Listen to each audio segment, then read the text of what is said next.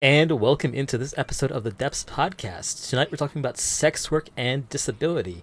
Joining us are four lewd tubers and sex workers who identify as disabled. I'm your host, Atramentum_X, and this is the Depths Podcast. Joining me, as always, is my co-host, Lady Mystique. Hey, everyone! Without further ado, let's introduce our guest. We're going to go left to right, starting with Opai Pansu. All right. Hello, everybody. My name is Opai Pansu. Some of you may have known me around the VTubing sphere for the past couple years, but I am a shape-shifting kaiju waifu, and I run a thigh cult as part of my community called the Cult of Thigh-ontology, and we all love thick thighs that save lives and make peepees rise with thigh highs being our demise. So that be me. Opai starting us up with some poetry. Very nice. To Opai's right is Ruin. Ruinous Inferno. Stream over on Fansly. Pretty much that's it. Been moving into the VR space and having fun with that, but Dragon VTuber and that's pretty much it. This is Ruin's second appearance on the podcast, and we're welcoming him back for another go. Glad to have you back. Thank you. Yeah. Next to Ruin is Serpentine Cece. Hi, I'm Cece. I do both IRL and VTuber content. I'm a Lamia VTuber, so Snake. I go by any pronouns, and I stream on both Twitch, Fansly, and do art on VGen. Very cool, very cool. Cece is the maker of that nice cock emote. Chat. Check out her VGen comms. She's very good. Thank you. Joining us from the International Space Station is Ari Gomu. Hi, Ari Gomu. I do ASMR and spicy or erotic comfort content, primarily across all my different platforms. I forget what else to say about myself at times. Yeah. I'm just keep muting my mic so you don't hear my cat.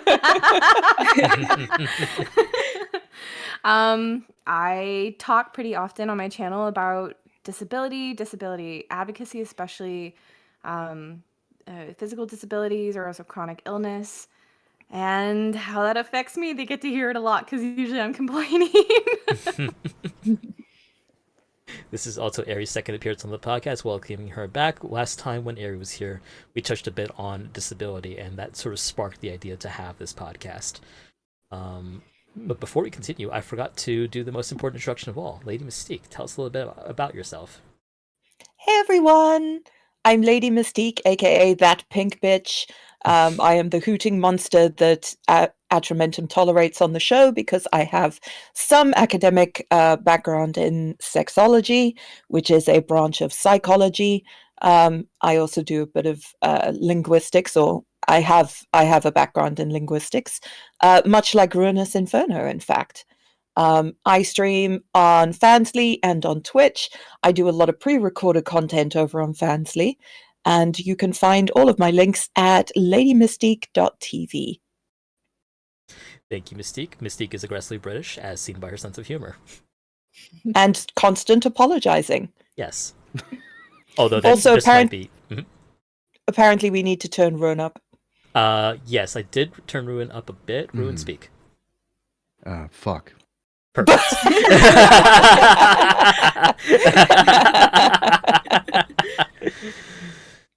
All right, so without further ado, let's get into the questions. We've got some prepared questions, chat, but if you have any questions for our guests at any time, feel free to drop them in chat. There's also a redeem where you can highlight your question for me to see as well. I will try to get to them as I see them. But to start things off, I want to ask our panel a very sort of simple question, which is, what are the things people say to you when they find that you have a disability? Is there anything you're tired of hearing from your audience or the VTuber sphere at large? Yes. Yeah. I guess I'll start. The number one thing that I hear, if like I don't talk about it a whole lot, but when people hear it, it's usually something along the lines like, but you look totally fine. You Oh don't my look God, disabled. yes. Yes. Yeah. Mm. Like people expect, like if you're not some kind of like limbless torso dragging yourself along the ground by your teeth, that you're not like disabled and don't have physical problems or limitations. It definitely feels like a bias against like younger people. Like they believe that if you're young, you are healthy. They can't imagine Yeah. that people might be born Yes. with chronic illnesses, may develop them in their youth, 20s, 30s. Yeah. Like, Yeah. That's a big reason why I'm afraid. I haven't used it yet, but I'm afraid to use my disability placard, the blue placard. My cardiologist got me one because she's like, you can't be passing out in the parking lot. But I'm afraid people are gonna see me and they're gonna be like, "Oh, you're too young. You look fine." Yeah. One day I I'll use mean, it. there's videos of like, you know, some of the Karen freakouts where there are some like freaking out over that exact thing of somebody parking in the disabled parking spot, and because they don't look disabled, they suddenly lose the right to park there. I've seen a lot of that just going around. people making it their Actually, business to come after you. Like it's, you know, like they're the parking police basically. Right.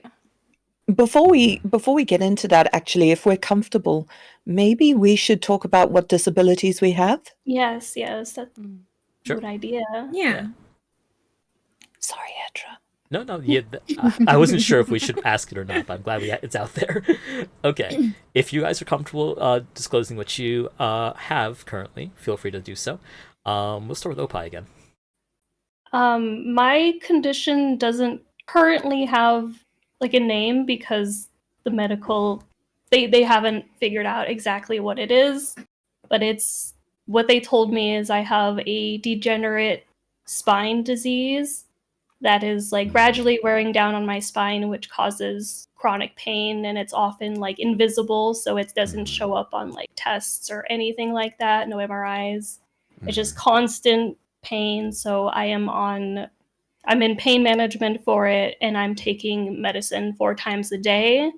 And through knowing of like a hereditary stuff, my current biological mother is in a wheelchair due to this unknown condition. So it will eventually be where I'm going to be like, but my goal is to just try to mediate that as much as possible. Of course. Mm-hmm. Yeah, my father actually has degenerative disc disease, not biological, and I've seen the impact. And yeah, it's might not be the same thing, but you know, your back's kind of important. Yeah. And with Mm-hmm. I have to do procedures 2 to 3 times a year as well for it.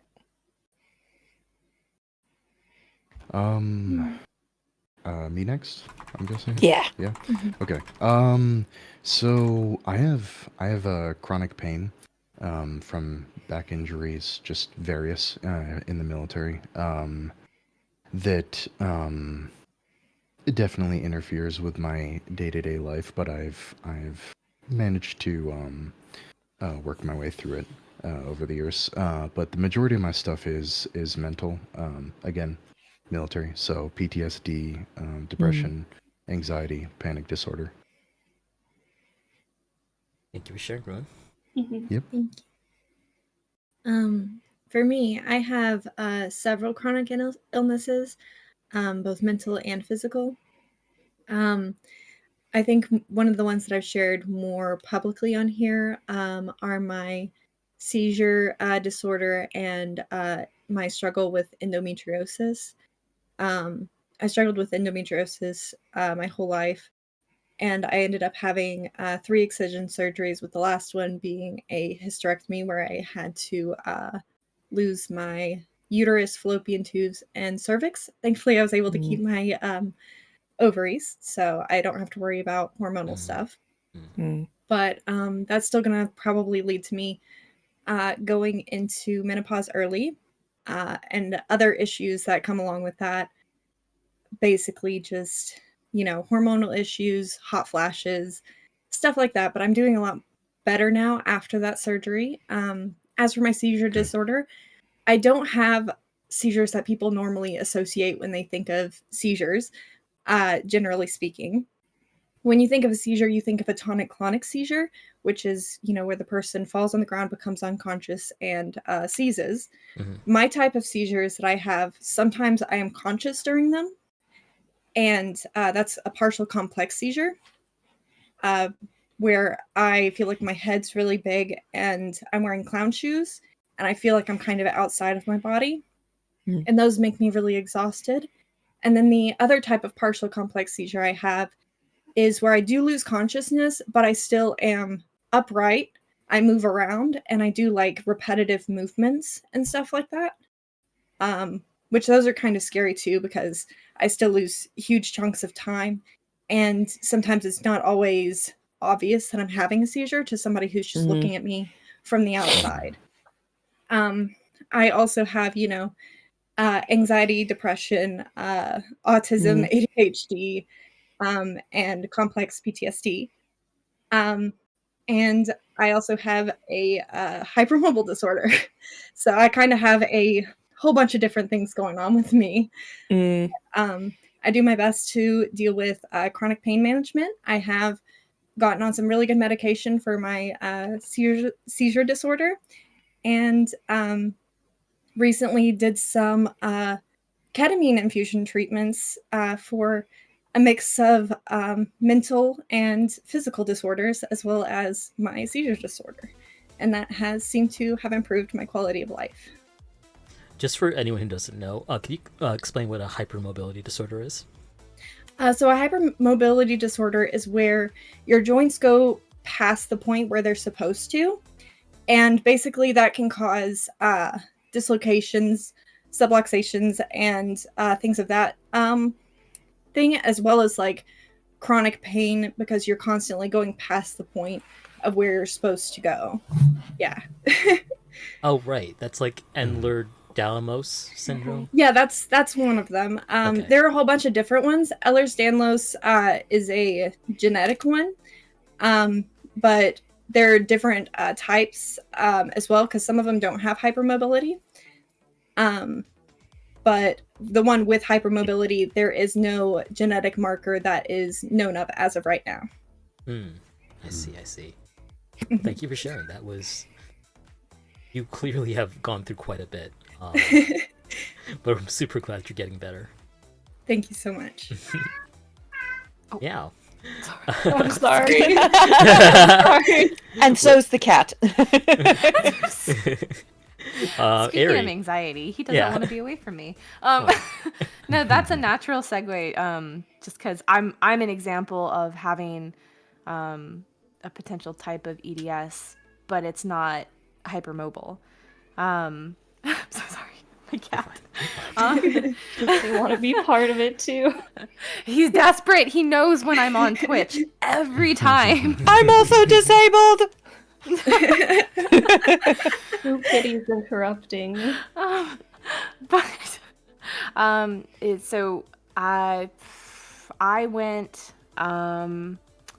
about 15 or 16 years until I actually even thought of being disabled. I knew something was wrong, but really the medical gaslighting just lasted that long, and I was like, Oh my okay, God, well, maybe yeah. it is just anxiety. Yes. Maybe it is.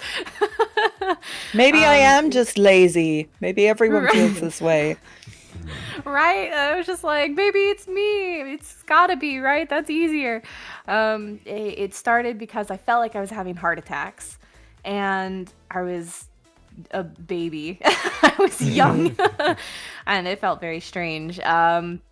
But essentially, it all started with a lot of tachycardia. And after a really good cardiologist got a hold of me, I found out a lot of things very quickly. So I have orthostatic intolerance, generally from both POTS, which is postural orthostatic tachycardia syndrome. But I have a two-prong hit here. Orthostatic intolerance means when I change positions, especially, or I'm allergic to gravity, basically, which is why I'm in space. My brain, your neurological system, is supposed to talk to the rest of you, and it's like the wiring of your house. So when you stand up, your blood is supposed to go up with you. Instead, mine goes down. It's like, I belong down here. I'm going to stay down here. So then my heart doesn't get enough blood and starts beating really fast because it's like, oh God, we're dying. And, and then I can pass out. I can get very cold. I can get very shaky. Or I could just have like presyncope, which is like you feel like you're going to faint, but you're not quite there yet. I hate that. It's the That is really worst. awful. And it's increasingly common. It was already common before, and they're like, it's not, but it is. And now it's like increasingly common because COVID can cause it, they're finding, which the silver lining is that we're going to get more research from that. More people have it, they'll do more research.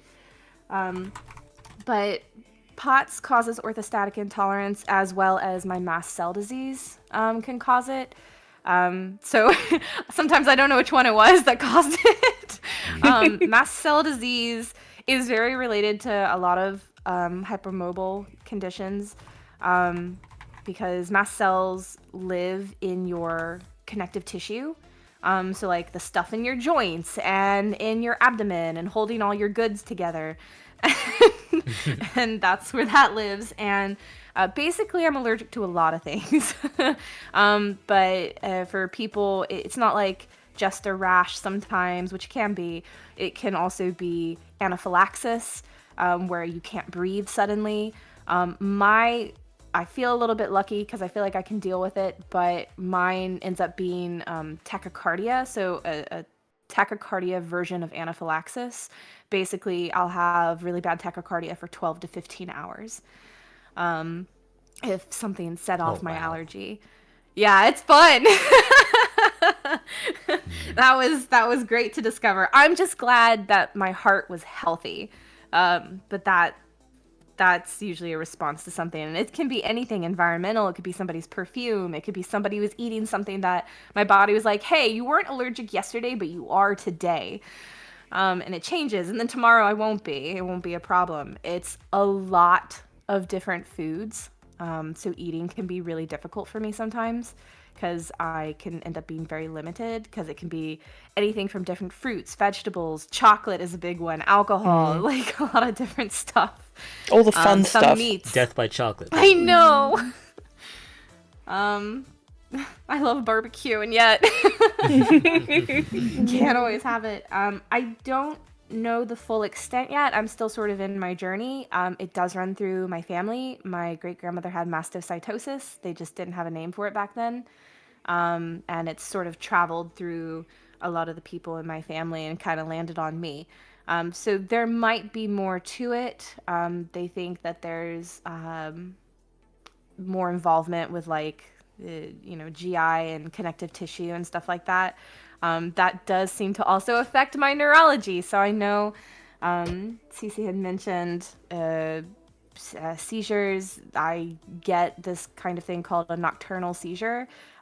It doesn't happen necessarily when I'm asleep, that I can tell because I'm asleep, but it happens when I'm waking up. So when I'm waking up, I'll be very conscious through it. I know it's happening. But essentially my body shakes in a really rhythmic way for, like 5 minutes and then it'll go away. It's not too bad. It's super manageable, but that's all tied in. So we don't really understand fully where all of it is coming from. But the histamine intolerance from mast cell disease and like the tachycardia, that is mostly what I deal with. Going on with God that, damn. I feel like whenever you have a lot of illnesses, like they all seem to like interconnect in some sort of way, shape, or form. Yep. Yeah. I've So I learned feel they like come in families too. Yeah, for sure. Yeah. 'Cause, like, I also have a small hole in my heart that I was born with, so I can relate to the dizziness and passing out and stuff. It has slowly healed over time, so I don't have to deal with that as much. But, like, I don't know. I feel like whenever you have one illness, it just seems like there's always something that can be a comorbidity with it. Exactly, comorbidity. That's the word I was thinking of. Mm. They also tend to come, and I know if a lot of you deal with chronic illness, you'll see that they come in flare-ups and like waves or Yeah. phases. Yeah. So like you're good for like a week or a couple of years, and then suddenly you're back to it, and you're like, oh damn it. And everything just flares up all at the same time.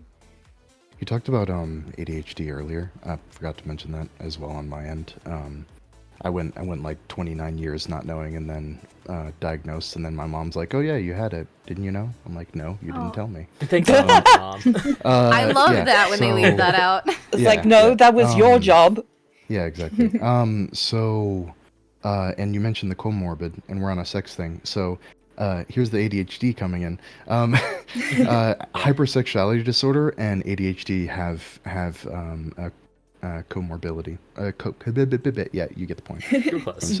Yeah, there's a lot of new research coming out about that, and they're trying to get onto it, I think. But there's actually a lot of connections between some of what we've described in chronic illness and autism and ADHD as well. Very like true. they're finding a lot of people with that also have that. Yeah. Like a lot of people with autism, they find have seizure disorders and hypermobility disorders, and I got all three, baby.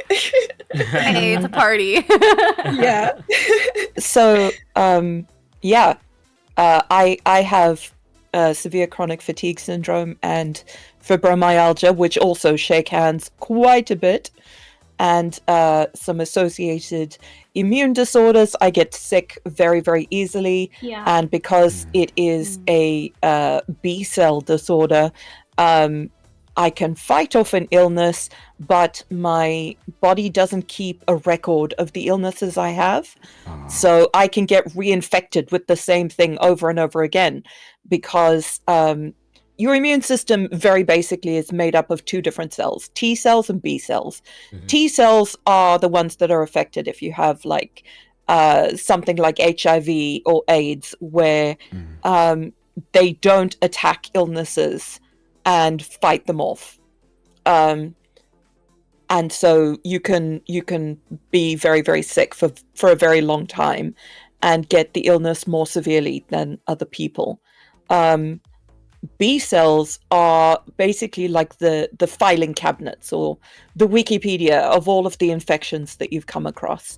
And when they malfunction, what happens is that viruses or infections that would be detected and obliterated early by the T cells and the natural killer cells are not detected.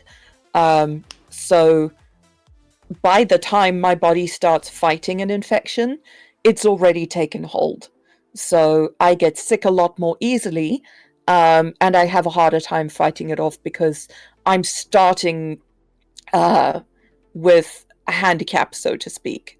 And that's handicap as in like a disadvantage, not as a like a word for a disabled person. Right. I also have chronic pain and PTSD from some things that happened to me when I was younger. So that can lead to anxiety and panic attacks. So I stream from my bed with an adaptive overbed rig that is gigantic. I call it my trebuchet. And yeah, it also is very much variable. And people are always like, yeah, you look so well. You don't sound disabled. And like, there's always that feeling that you have to constantly both underplay and perform your disability in order to be considered valid. The statements like, you don't sound disabled, you don't look disabled, it's like, wow, yeah, I didn't know everyone fit in a tiny box. Yeah, that. It's people, I don't know. It truly is just a lack of education, but unfortunately, the ignorance manifests in very unkind manners. Yeah. I also feel like you have to prove your disabilities to people a lot of the time. But then if you act like you have those disabilities and you try to get the accommodations that you need for them, Mhm. they are Then you're immediately made complaining. uncomfortable by you just trying to exist. Mhm. It's a Yes. form of acting. I mean, it's like with people who have disabilities, I mean, there's certain instances where, like, you know, all of us really would prefer to just pretend we don't have it and try to be as normal as possible. Yep. Mhm. And it could inconvenience like family, friends, like the stuff we go through. But at the same time, if we try to act like everything's okay and try to live with it, when we do need those accommodations, you now have to overact it, Mhm. play Yeah, it you have up, to perform it. be believed. I also saw feel a like creator oh, sorry. no, you go wanna ahead. I saw a creator explain it once, so I thought it was very apt. And it's just our pain levels for some of us are just so high that we already have a higher norm for pain. So you go into a doctor's and like scale 1 to 10, and you're like, maybe like a 2 or a 3, but like our 2 or 3 Yeah. is like an 8 or Yeah. something. Yeah, like to everybody other else. people who don't deal with it. So it's like Mm. already, I feel like you have to prove that you don't feel good to some of the Yeah. people you shouldn't have to prove it to, like doctors. Or And the when- I right. feel you. Your pain level is That too. constant, or people with disabilities, like our pain level never really goes away, especially with like chronic pain. Like what I Yeah. suffer through is, you know, I've had doctors like, you know, tell me, oh, you don't look in pain. It's like I've been in pain like this whole time, but I just learned to sit in a way You and learn to live react with in a it. way. Yeah. You Yeah. learn to live You with it. adapt. So you just, your mannerisms adapt to it. I mean, it Mhm. still is there, but you don't outwardly show it, because it would be exhausting to just pretend you're in as much pain as you are all the time. That's just extra Mm. energy. Yeah. Yeah. It's My funny. favorite is like, oh, sorry. No, you're good. You mentioned the doctor and pain levels thing. I think it was about like 2 years ago. I was on stream doing VR and I broke my finger because I whipped my hand into my desk. Oof. But because no. my pain levels are like naturally quite high, to me that's like a 3 or a 4. But I've broken fingers Yeah. before, so I've like, you know, I knew it was broken. So Mm. I was just like for a moment, and then I was like, I can keep streaming. It's like a stream. And then I was like, I should probably go, you know. And I went and they at first weren't taking me seriously because I said my pain level's really low, and I was like, could you just please check, just please just humor me. And they finally did, and they're like, oh yeah, your finger's broken, like why are you saying yeah. So it was a whole thing. Yeah. Yeah. That exact same thing has happened to me. I fractured my leg and tore a bunch of ligaments. Mhm. And I wasn't crying. I was just being a dumbass. I was playing rugby at 11 o'clock at night with some friends. As one does. As one does. Fair I played enough. it once and I never did it again. I was not good at it. But like, you know, all that was messed up. And I walked in. I'm like, yeah, it kind of hurts. Feels weird to walk. And they just did a simple x-ray. It didn't show up. And they're like, you're fine. Walked around on it for 3 weeks. And I was like, I don't think I am. Went to an orthopedist to get like better imaging. And they're like, wow. And I'm like, oops. Like, Yeah. but it didn't occur to me that, you know, I don't Yeah. know. It just high threshold. No, Yeah. exactly. When your threshold's higher, all the things that a lot of other people, you know, it impacts them heavily. For you, it's truly pain in general, both physical and mental, is your perception. There's no like they have measurements of like I don't know, what is it, like joules of pain or something like that, but it doesn't matter because your perception is reality. So for whatever for you is a pain level is not like the same as somebody else. And it's something like off topic a little bit, but it's something I hate a bit when people like don't take others like mental illnesses seriously because they're like, Oh, oh, your God, life yeah. isn't Yeah. that bad, right? They'll go, oh, it's not that bad. Like you don't. You have no things are not reason that to bad be in your life. depressed. Turns into Yeah, you don't like. Why are you sad? competition And yeah, exactly. It turns into this competition thing, and it is actually completely the perception of the individual that is what's going on for that Mhm. person. It's I as feel like- Temptress says in chat, I always have issues saying where my pain level is because it's so hard to gauge it in a way they understand me. Yeah, that's very true. I also want to touch on like being late diagnosed with things that cause chronic pain, and like Yeah. dealing with people who are like family members and doctors telling you over and over and over again that you don't have anything wrong with you and you're completely normal, and Right. you believe that the pain that you feel is normal, and you get to the point where you just are able to mask it so well that nobody knows anything is wrong with you. And then when you actually get diagnosed at that point and people are like, oh wow, something was actually wrong with you, but they still do not give you the accommodations that you need for that pain because they're so used to you that's so good at masking that pain. Yeah. Yeah. There was like Oh. 3 On the- people I grew up with who like didn't realize they had endometriosis until they're like mid-20s. Yeah. Mm-hmm. Then they're like, Yep. oh my god, there was something wrong with me this entire time. Yeah. My Here's a- partner had it for 10 years, finally got a really good surgeon, and it literally took care of it. But no one would believe her for all those years.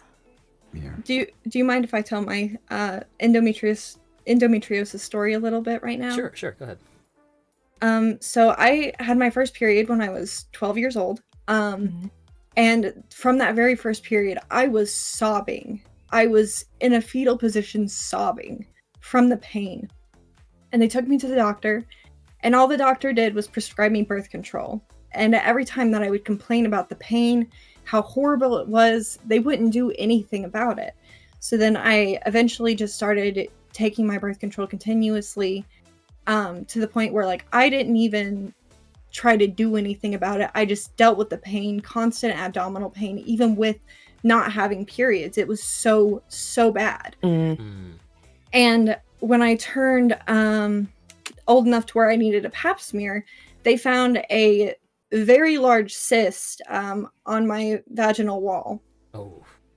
And they went through trying to drain that first, but when it came back within 5 months, they decided that they were going to go in and excise the cyst in a surgery. And I'm so fucking grateful for that surgery, because if I did not have that, they would not have realized that I had extremely extensive endometriosis. I had a bunch of my organs completely adhered to my abdominal wall. I had deep pockets of endometriosis in several organs that they couldn't even get to with a regular surgery, which led to my second excision surgery, which was a robotic surgery, so they could actually go in and get more of the endometriosis out. And after that excision surgery, I had a really bad experience with that doctor in general, but they basically told me that I would need to be on extensive hormones for the rest of my life, or have a hysterectomy. And even with the hysterectomy, I still have deep pockets of endometriosis, because in the time that I had the three-dimensional excision surgery to when I had my final excision surgery, which was a regular surgery, it wasn't a robotic surgery or anything, I had new deep pockets of endometriosis form, and I would have to go in and have another surgery to have all of that removed. So I still have endometriosis in my body, but it took literally till I was like 20 years old and me having a massive cyst for them to do literally anything about it at all. Their CCI. response is still birth control. And what if you lost weight? Well, the problem is, mine, I had symptoms, and my the shaking and the passing out had already started. So they're like, oh, maybe, and like that vasovagal response, you know what I mean? The pain. Oh my gosh, my cat. The pain. Sorry.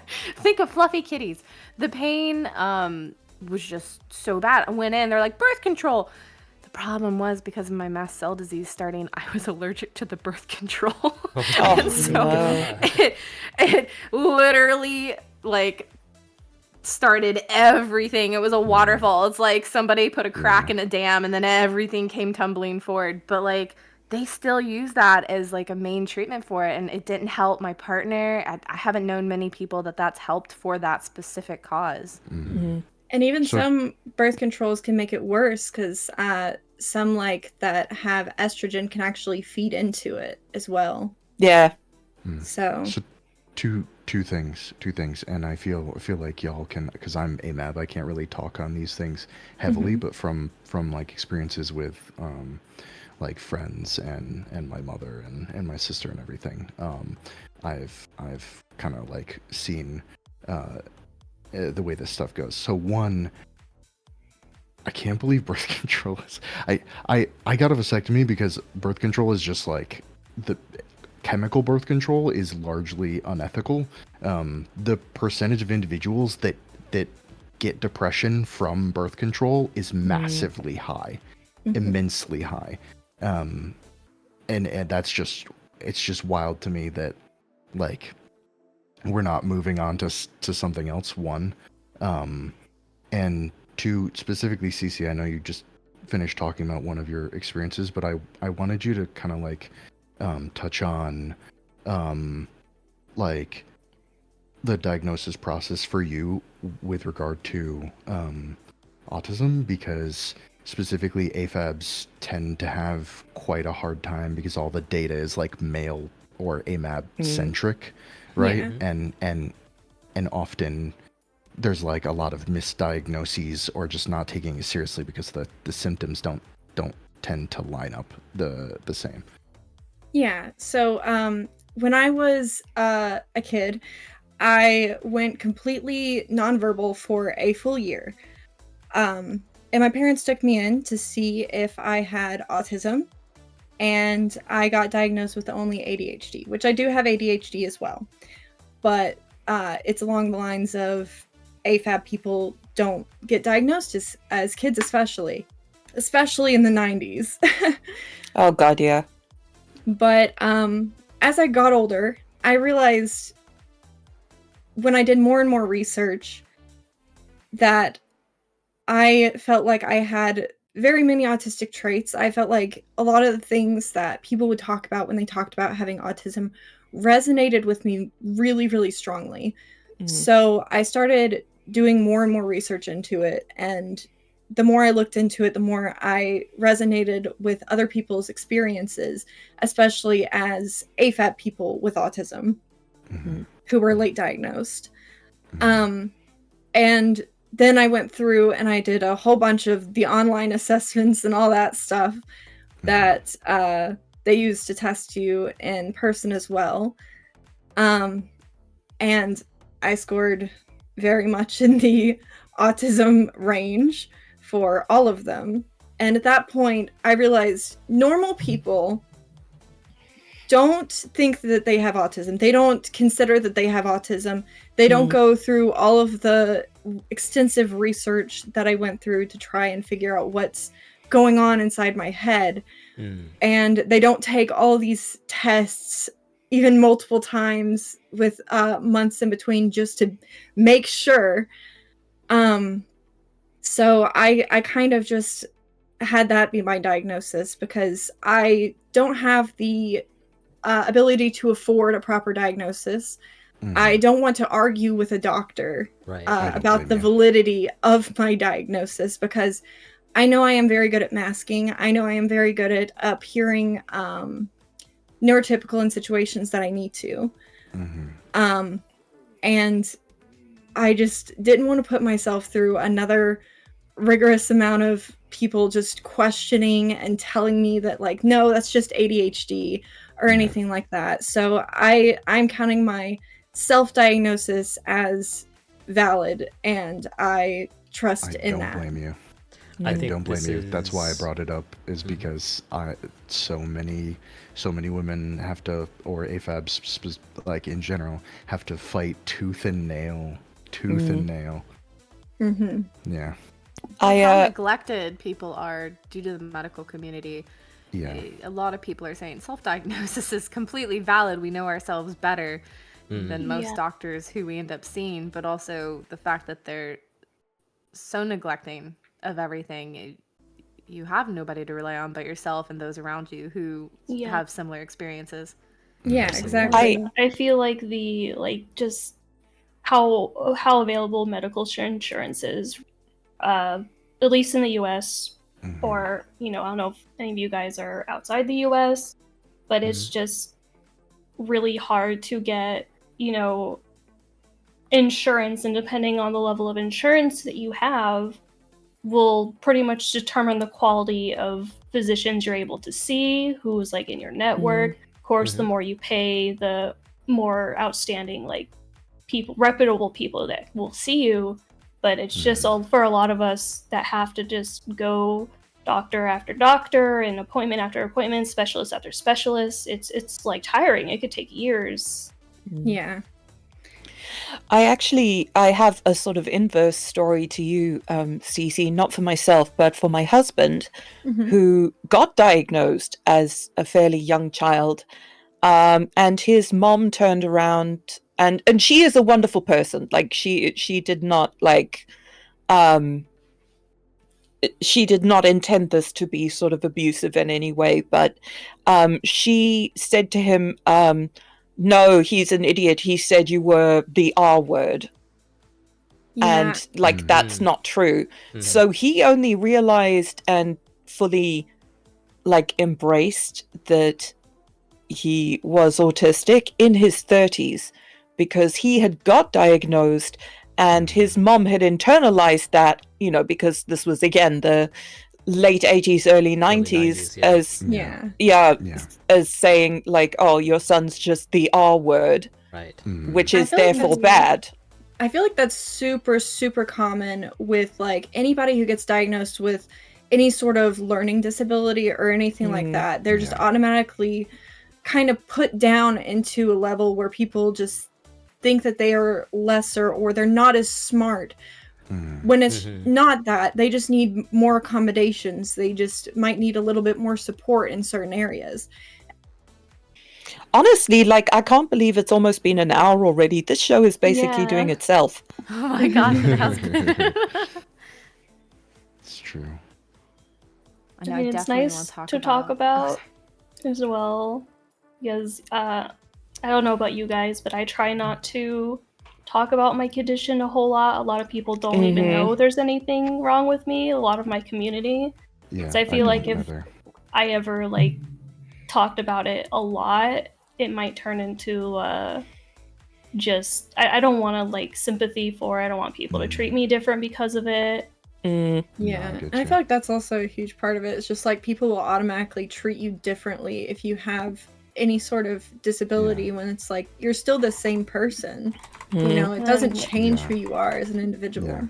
And then on the same coin as that, about saying, the same coin as that, even if you don't talk about it enough, when it starts to affect things, because throughout my entire streaming career, like I have to cancel streams, I have to end streams early, I have to not show up to collabs. And then if I don't talk about my condition, really, people will see that, oh, she's just lazy. Or kind of thing. stuff like that, yeah. Or the best one, I'm not mad at you, I'm mad at your disability. Which, like, well, that's part of me. Say. Yeah. It's also part of me. I hate it some days, it's part of me. Yeah. And like to say, oh, I'm not mad at you, I'm mad at your disability is like, well, okay, that's a part of me. Yeah. We're like, what do you want me to do that? Of one entity. But can you imagine saying that to someone I with find like, a that really missing leg unhelpful. or something? It's like, I'm not mad at you, I'm mad at your missing leg. It's like, you would not say shit like that. That's incredibly insensitive. Yeah. No. But people only say that when it comes to like invisible illnesses. Yeah. Why don't we touch on that actually? So what is an invisible illness and how does it sort of pertain to especially younger folks, like when it comes to like having disabilities we're all like, you know, late 20s, like early 30s, late 30s. Yeah. Pretty much anything that is not the like what a typical. So a lot of people when they think of disabilities will think of like we've mentioned a few times, like the missing limbs or like a complete inability to walk or like at all times, or just disabilities that completely stop people from being able to like use a lot of like motor functions in its entirety. Ones that people just kind of associate with disability rather than ones that like might not be readily, you know, visible, like a lot of the mental disabilities we've discussed. Anything that's internal, Yeah. anything, Yeah. anything that you can't see on the outside. And sometimes even things that don't show up on routine blood work, like Ehlers-Danlos sent EDS, for example, the hypermobile version. There is no genetic marker for it. So if you're complaining about issues with, joint pain, stomach issues, you have some people have like the stretchy skin that goes with that. There is no test that you can get for that. It is all just, putting all of those things together and getting a diagnosis that way. So like when you say you have all these issues and your blood work comes up normal, sometimes their normal is just not searching deep enough. And I feel like that also contributes to an illness being invisible sometimes. Literally sitting here, I forget half the stuff I have sometimes. I have celiac. Yes. But like Yeah. No, that's what happened to me earlier. But that reminds me of it. That reminds me of it because like I had to go off of gluten in 2015 and a doctor came in and like, well, they never really officially tested you. And I was like, well, my cardiologist told me to go off of it. So he tested me and he's like, it came back negative. And I'm like, and then a different doctor explained to me later, well, of course it would come back negative. You haven't eaten any gluten for years. Like, yeah, it's going to be negative. So, like, luckily they have a genetic marker for that. And yeah, it was, like, super positive. But, like, but blood work, it's like, why are y'all ignoring this stuff? Like, why does this get ignored? Yeah, and they don't check those genetic markers on routine blood work either. Like, you have to go to a specialist sometimes to get those specific tests. So, like, sometimes it takes forever to even get referred to a specialist and having to be your own advocate for yourself to even get those specialist referrals in the first place. I feel like it's as far as visible and invisible illnesses go. I think for, like, the vast majority of people that don't suffer from any like, illnesses, they pretty much deem, like, if you're not in a wheelchair, you're not disabled. And I think there's just like a huge stigma with that. That I honestly think that they still act that way. Yeah, and even like with the like the disabled sticker, like for anything, it is always a depiction of somebody in a wheelchair. So people tend to associate that with, if you're not in a wheelchair, you're not disabled. If you can walk, you're not disabled. So that's completely untrue. Young, you're not disabled. Like, quite literally had a doctor go, "You're young, you're healthy," and it's like, I'm here because I don't feel that way. And it's weird because I am young. It's like I'm 31 now, but my condition started when I was 19. Same. It can manifest at any time, and I think people need to be like knowledgeable of that. And I think that's a great point actually that I brought up about like the wheelchair being the disabled sign. Like it's so much more than that. But this does sort of bring me back to a question that was asked in chat earlier about the increasing awareness of disabilities in social media. So Sugar Plum Queen asks, with the rise of internet culture and memes, do you feel that when people make memes of your disability, such as ADHD, depression, etc., as a way to bring awareness of the disability, or can it be a form of misrepresentation, downplaying the disability? Both. I think it will depend on it because the people who legitimately have these conditions, I feel like, can really bring a lot of awareness to it. But over the course of the years, with social media being on the rise, I have seen more people misusing it than I have it seen used for good, because people will lie about their own diagnoses. Some people may be perfectly fine, like for example, there was a Tourette's TikTok girl that got outed to not actually having Tourette's, and then these people misrepresenting these specific like mental or physical disabilities don't have it. So people who watch their content think that's what it's like, and they get the wrong idea in their head of something that isn't true. Oh God, have you seen those women who pretend they have like the shakes or tremors from the COVID vaccine? Yes. Oh my God. They're like Like- performing what they think disability looks like, and it's so very Yeah. Or blatantly even obvious. with like autism or ADHD, I see people glorifying it on TikTok. I personally haven't been diagnosed for any mental illnesses. I mean, I'm pretty sure they're there, but that also plays into the fact of why it's hard for me to get help, because I don't want to be seen as somebody like faking it or Yeah. you know, be like attributed to the people on social media that are glamorizing it in the wrong way. Yeah, I Out of the definitely feel mental like there's health ones. sorry. Yeah. I was gonna say I definitely feel like there's a fine line between like misrepresenting it or glorifying it and then using memes and stuff as a coping mechanism to kind of Yes. like laugh at the situation that you're in, make light of it to kind of make Humor, it yeah. easier on Yeah. Well, yourself. it's in groups and out groups, isn't it? Mhm. It's saying you're like me versus you're not like me. Very true. Yeah, I It's- I love a good ADHD meme. Like, Mhm. Yeah. my spouse and I laugh, and then we both resignedly sigh because we're Mhm. like, yeah. Yeah, we all see it. We relate to it. But I think like I really like the memes. I really do.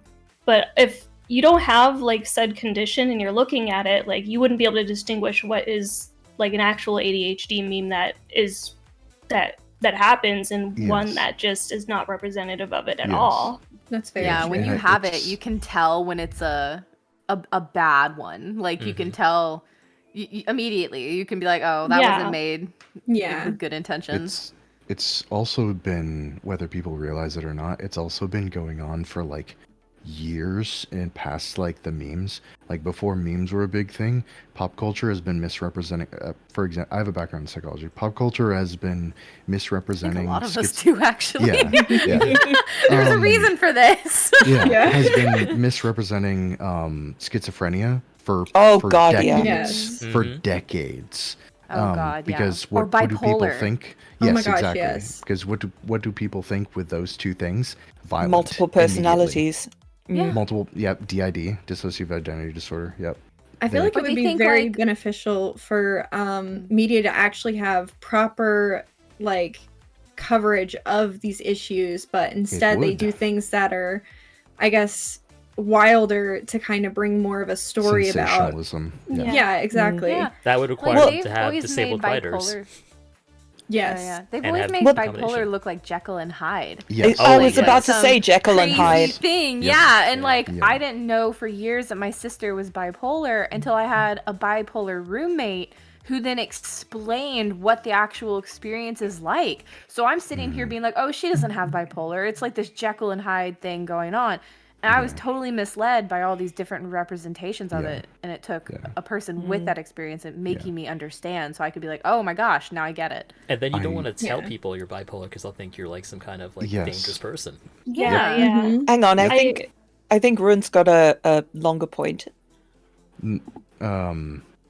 I It's did fine. I bouncing could just around, hear you so there's going, a- No, it's okay. It's okay. No, it's all good. So, oh man, here's the ADHD. It's going away. Oh fuck, come back to me. Go ahead. Come back to me. Okay. You're right, though. Like when you think of schizophrenia or bipolar disorder or manic depression, it's violence, it's conniving behavior, it's Danger. danger, and even just unpleasantness. Like that, that you're a bad person to be around. Or like anxiety. I feel like Yeah. anxiety gets such a bad rap. In Mhm. Like people treat others with anxiety just I feel like awful. Like they treat them like they're too sensitive or Mhm. too scared Yeah. of things or and Like it's they're not- it's Victorian so women much more. fainting and sitting on horses Yeah. sideways, you know? Yeah, in that Yeah. in that talking point, I feel like social media does this thing when it comes to like mental health. Like it downplays a lot of mental health problems like depression, anxiety. It's like become so widespread. Mhm. It's like you like if you like, I have depression, and then somebody will hear you say that and like, oh yeah, God, I'm depressed too. I had a bad day. It's like, no, I actually have depression. Mhm. Oh yeah, no, baby, yeah, me too. It's like, no, I'm diagnosed. Like it's become almost Oh my God, yeah. downplayed Yeah. In- No, in a absolutely. sense where like if you try to like talk about anything regarding like depression or anxiety and the dark parts and the not like the Yes. harmful parts that come with it, people might say, oh, you're looking for attention, or like Yes. it makes those Oh, people we've all even got quieter. depression. Yeah, and I Yeah. feel like We this all also get sad. goes around to the point Yeah. that you guys made earlier about it, like kind of becoming a competition almost too. Like, Yes. well, I'm more mentally ill than you because of Oh, this, God, this, yeah. and this. Yeah. Or like I have more shit going on in my life, so you're not as valid as I am. And Yeah. I hate that shit. Like everybody's valid for their own experiences. Because Yeah. also bringing back to the whole pain thing, like mental pain, everything is subjective. You can't compare one person's pain to another, whether it's mental or physical in any way, shape, or form ever. Yeah. I remember what I was gonna touch on. I on a positive light, I enjoy the fact, like I appreciate the fact that there is at the very least a motion towards like accepting and understanding that like a lot of mental illnesses exist. I'm appreciative of that. The unfortunate thing is that because of pop culture and a lot of this like it's almost become like cool to have. Glorified. It's an yeah, accessory. Exactly. Yeah, it's an Yeah. access. It's like a character Like, trait I almost rather feel than like a bad thing. being like, Yeah. I have these things. Yes. Because No, there's more exactly. than one. Exactly. But Like people being like, oh my god, I got upset, and so I'm so bipolar because I just switched up so fast, like that sort of thing. Oh, Yeah. There's a great song called I Wanna Get Well by, it's not Cake, I always want to call it Cake. But the beginning verse is like, we throw tantrums like parties, we're not happy till everyone knows we're sick. And that's how we like it. We've heard bad enough, like we've earned this. Like it speaks to that particular phenomenon where people use it as an accessory to their identity rather than a condition that they have to live with, whether they have it or not. Like I don't make any I don't cast any aspersions to like other people's experiences, but yeah, it's a great song. Yeah. Will you It's- link it for us to watch later? Yeah, appreciate I that. will. Thank you. My frustration with pop psych is that it like part of certainly it's a lot of people wanting to like accessories, quote quote, or like we were talking about, but pop psych and media like spreading a bunch of pop psych shit has like a huge role in misinformation with regard to mental health, to like Yeah. a dangerous degree. Solid example is people's understanding of attachment theory is like immensely skewed from Oh god. from like what attachment theory actually is, and it's dangerous how people like approach that and try to like handle that, because that is something that's like fundamental to like your developmental growth and has like really important building blocks in you. So kind of like approaching that from the wrong angle, you know, like with the wrong information it's dangerous. Yeah. With parenting too, especially. Like you're gonna bring a kid in this world and try to raise the kid if you're misinformed on how to do so and doing it in a dangerous manner that's just gonna leave lasting effects on the kid. Like Yeah, you're gonna Yeah. tell your son that he's the R word when he's autistic. Yeah. yeah, And that. he'll go through his entire formative existence without the Yes. support he needs. Yes, exactly. It's like Feeling I like can you don't like deserve the accommodations too, Yes. because like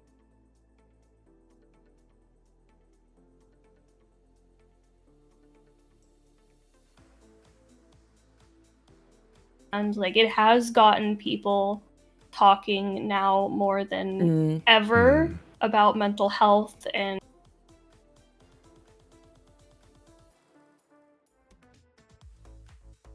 Exact point earlier is that Mhm.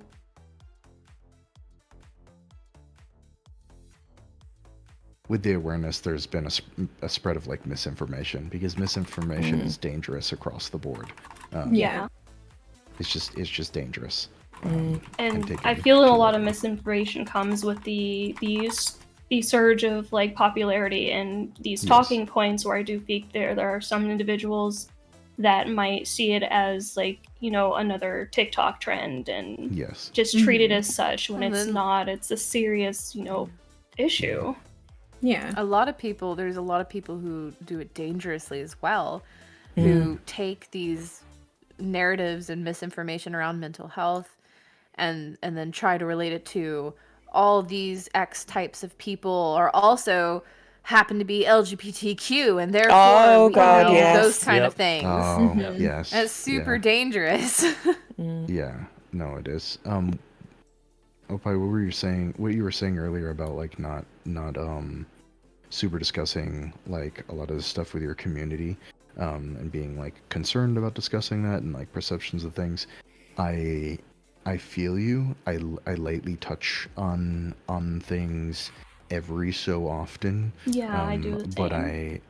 I don't try to touch too much, especially with like the veteran angle, because like people get weird about that. Some people are Yeah. like kind about it. Some people like Yeah. do the I've- thank you for your service, which is like I understand the gesture, but often I don't want I'm That's not what happy you're with the looking things. for. Yeah. Yes, exactly. I'm not Exactly. happy with what I mean, if like, you touch on yeah. it too little, people might know. If you touch on it too much, people might Yes. think you are using it as an excuse. It's just Or Well, being that like, and- oh, you just want to like make an issue of the fact that you're a veteran. You just want congratulations. Well, that and like some people will just straight up say murderer. Oh, Oh, great. yeah, right. That's Yes. wonderful. Yeah. I shouldn't laugh, but I laugh at a lot of things because it's like it's an easy It's When it's do a we not laugh at our own trauma? Yeah, Yeah, laughing it's is a just- good coping mechanism you because know, it kind of it's- makes things more lighthearted. yeah, it's easier a for way me. to relieve tension. Yeah. That's the thing too. Aw. I don't even think about it. That's the thing too. You're told so often to not use certain coping mechanisms that you internalize that, and like I just said, I shouldn't laugh, but like it's technically not like I didn't hurt anyone doing it. So yeah. Anyway. I feel like nobody should be able to kind of control what kind of coping mechanisms you use to deal with your illnesses or your trauma or anything like that, because at the end of the day, that's how you can get a handle on things and Yes. make it to where things are bearable. You know what I mean? Yeah. It's kind of like my sister and I embodied that. The laughing what the fuck mean. Right. And that's what we do. And people are like, why are you laughing? That's horrible. And I'm like, because it's better than the other option. Yeah. Like, Yeah, some memes can like make you feel seen in like the absurdity of what you have to Yeah. deal with. Yes. Yeah. Yeah. Absolutely. And I think like laughing at them and engaging with them is perfectly valid. Mm-hmm. I agree. Why don't we shift a little bit into the sex work angle, because that's also why we're here today. So I think before we go into the disability angle, let's talk a little bit, how does online sex work differ from conventional kink and offline spaces?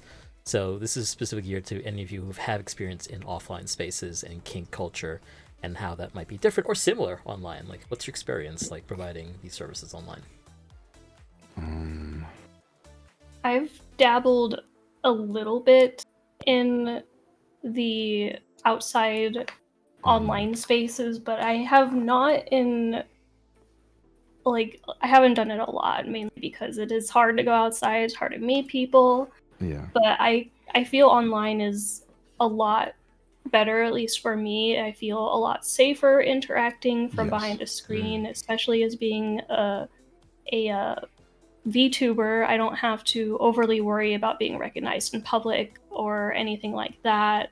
I do feel like it's generally safer, and there's a lot more of like-minded people. You can reach a broader audience online, whether, let's say, in your own community, in whatever area you live in, whatever niche that you're trying to hit or you're interested in may not even be a thing where you live. Yeah, it negates issues of proximity, Mhm. certainly. That and for the in-person stuff, the online stuff, I agree with everything you're saying. For the in-person stuff, unfortunately, there's a lot of like individuals that are kind of like they've been around in like the BDSM kink scene for a while, so they have this sense of like I'm important, I know better than you type of thing, and there's a lot of like gatekeeping and like weird like clicky shit that I've seen, and I've been all around the US, and it's and been in a bunch of scenes all around the US, and it ends up like I see a lot more of like that going on in the in-person stuff than I do in the online stuff. I think I've been very lucky with my in-person stuff. Oh yeah? Yeah. Good. For me, because Sorry, I can't tell if Cece was going. I'm like trying to like compensate for my lag and be like, wait, is somebody else talking for a minute? I've been trying to do the same thing. It's hard. For me, like one of my biggest issues having chronic fatigue is I've basically been bedbound for the last decade or so. So, you grow wider. You start like creeping up on yourself from behind and around. And in the VTubing space, I can be as I imagine myself, or my sort of inner self. Whereas in person, I worry very much about how people are going to take my appearance. I live in sort of fear of people's disgust at my appearance, and my body, and that, it doesn't look the way I want it to. Yeah. And with VTubing, that is negated for me. Like, I don't look like this in real life. I really wish I did. I really wish I did. Thankfully, like with the specific people that I've traveled to meet, that hasn't been a problem. But in like a kink space, like a general kink space, that would very much be a fear for me. Yeah, it does erase a lot of that fear. I mean, I used to be a face cam streamer before I became a VTuber, and just comments after comments, like always something about your appearance, and no matter like how good you look, somebody will like say something about it. And in fact, starting sex work was my way of learning to appreciate my body, because I've been told by people in the past, like, oh, no offense, you need to look like insert name of hot friend here to make any kind of money, and that kind of like destroyed my self-esteem. And when I started sex work, I realized that there's a market for everybody online, and I grew to love the parts of my body that I used to hate, and that I was always like, people made comments about. It's really accepting space. I don't talk about this very often. And I'm like, I don't think I've ever... I'm so sorry. Cece, did you want to go first? You can go ahead. I haven't really talked about this at length, but like, I guess in person, it was really sort of before a lot of this started for me, or right at the beginning when it was first starting. So I didn't have... I was in a really isolated community, because it was a quote, they call it an all women's university. There's not all women there, but like an all women's university, and it was very queer. So like that was a good introduction. But when it came to VTubing, I found it to be so much more hostile towards disabilities, and they're like, why can't you do a subathon? That's not really a subathon. Why are you doing this? Why are you doing that? I even went so as far to talk to a person who I thought maybe I could be a friend with at the time. When I started VTubing, I had been doing a lot of Fansly content, IRL content, and then I was like, oh, I found VTubing. This is really cool. I want to do this. I had so many different health things come up with like photophobic issues, where like I had to turn everything in my house down, like my phone all the way down. My computer screens still, my monitors still have these huge like blue filter covers on them, like physical covers. And I'm always having to adjust my light for what like people are seeing versus what I'm seeing. But like I spoke to a VTuber and I was explaining one of the reasons I started VTubing was because for 2 years I was having a flare up, so my hair was thinning. And I was so self-conscious about that. I was just like, oh God, I don't know how to deal with this. And like obviously flare up ended and things started getting better, but like their response was just like, ew. And I was like, really? Wow, fuck Really? you, that person. And I was just like, I am never talking about that again. I feel a little bit better about it now, but like just VTubing offers not only the creative freedom, but like if you are in bed, if you are not sure how you're feeling about how you look at the moment, you know, because of all the things you have to deal with, it offers a lot to people with disabilities. Definitely. I will say I haven't really ever been active in IRL kink spaces. I've been chronically sick since I was very young. So like that never really happened for me. And I started VTubing first before I started with sex work. So I feel like VTubing kind of helped me push myself in that direction because I really didn't feel good about my body. I mean, by the time I started VTubing, I already had some incision scars on my stomach. I was gaining weight pretty fast because of All the having to be on hormone shit going hormones. on. Yeah. And basically at that point, I was like, you know, one, I know that like the people in my community have been really nice to me about my appearance. And two, I was like, I feel like this could be a way to really kind of accept my appearance more. So when I started doing IRL, you know, sets and stuff on Fansly, I started out really pretty tame and I've worked myself up through the years. Like first year, all I did was just lingerie.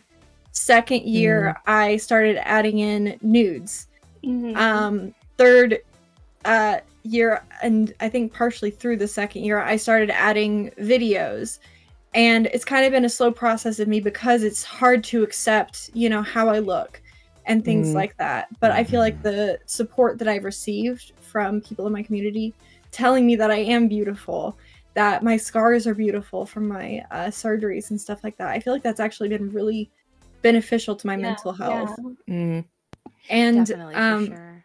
As far as VTubing goes, I really enjoy VTubing over face camming and stuff like that because, you know, some days I do look a lot more sick than other days. You know, generally speaking, I can only sleep for 2 to 4 hours at a time. So a lot of the time I look really tired. I have like really deep bags under my eyes and stuff. And it gets really tiring for people asking like, oh my gosh, are you okay? Oh my gosh, what's wrong with you? Are you on heroin? Yeah, exactly. And then My also, favorite is like, I'm tired, and they're like, "Why do you look so sad?" And I'm yeah. Yes. Oh my Like, on gosh, top- yes. tired. like, even on top But like of that, with a VTuber, you can like literally look exactly how you want. You don't have to like put on anything to like make yourself look normal. Like I don't need to like put a whole bunch of makeup on my face to go stream every time. I can just be myself, but like, you know, be a lamey at the same time, which is Like- fucking badass.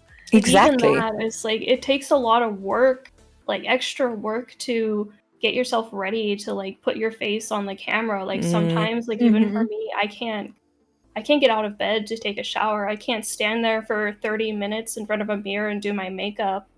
And it's just so nice being able to do those things when I am like in a good spot with like my medication dose for the day and I don't have to wait and I could just stream. You don't have to waste those extra spoons on like all that extra stuff when you could be using it for like, you know, your streams, for putting that back into your content and like with your community and just saving that energy that you have because, you know, you only have so much of it to give. Can I tell a story that has like an oblique reference to trauma? Sure. Would that be okay? Yeah. So when I was a kid from the ages of 14 to 16, I was the victim of a pedophile and a groomer who was in his 30s. And I was actually, looking back on it, like I was beautiful back then. I was sporty, I was healthy. But while he was assaulting me, he would say things like, oh, you know, if you lost 10 kilos, you might be worth a fuck with the lights on, etc. And that has given me a complex about my body that is persisted to this day. And finding sex work and finding VTubing together has felt so sexually empowering for me.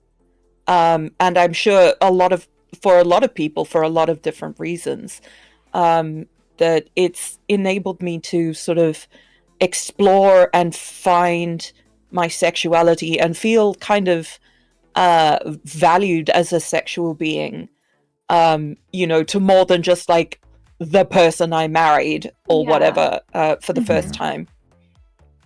I feel like that's pretty common for people who have been victims of sexual abuse or assault, where sex work is definitely a way to find like yourself and all that, like your sexual being as yourself, Take back and not agency, have it be like limited by what others think about yourself as well. And you're able to like kind of reclaim your sexuality, be like, this is who I am in my sexuality. Yeah. And it's your space too.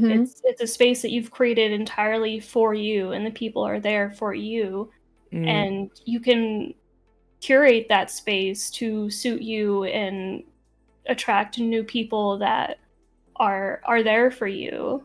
Yeah, it's being able to sexualize yourself. I mean, like take ownership of that, because you're going to be sexualized like out there all the time, and it's for the first time being able to like curate and manage that yourself. I've noticed. Yeah, it's making yourself a sexual subject rather than a sexual object, I think. I like that. That's beautiful. I like that That's too. a good way to put it.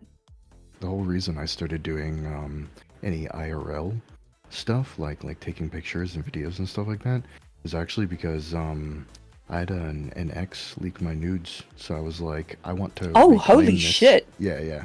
I want to reclaim this for myself, and it was very empowering. It was like immensely empowering. God damn! I'm so sorry that happened to you.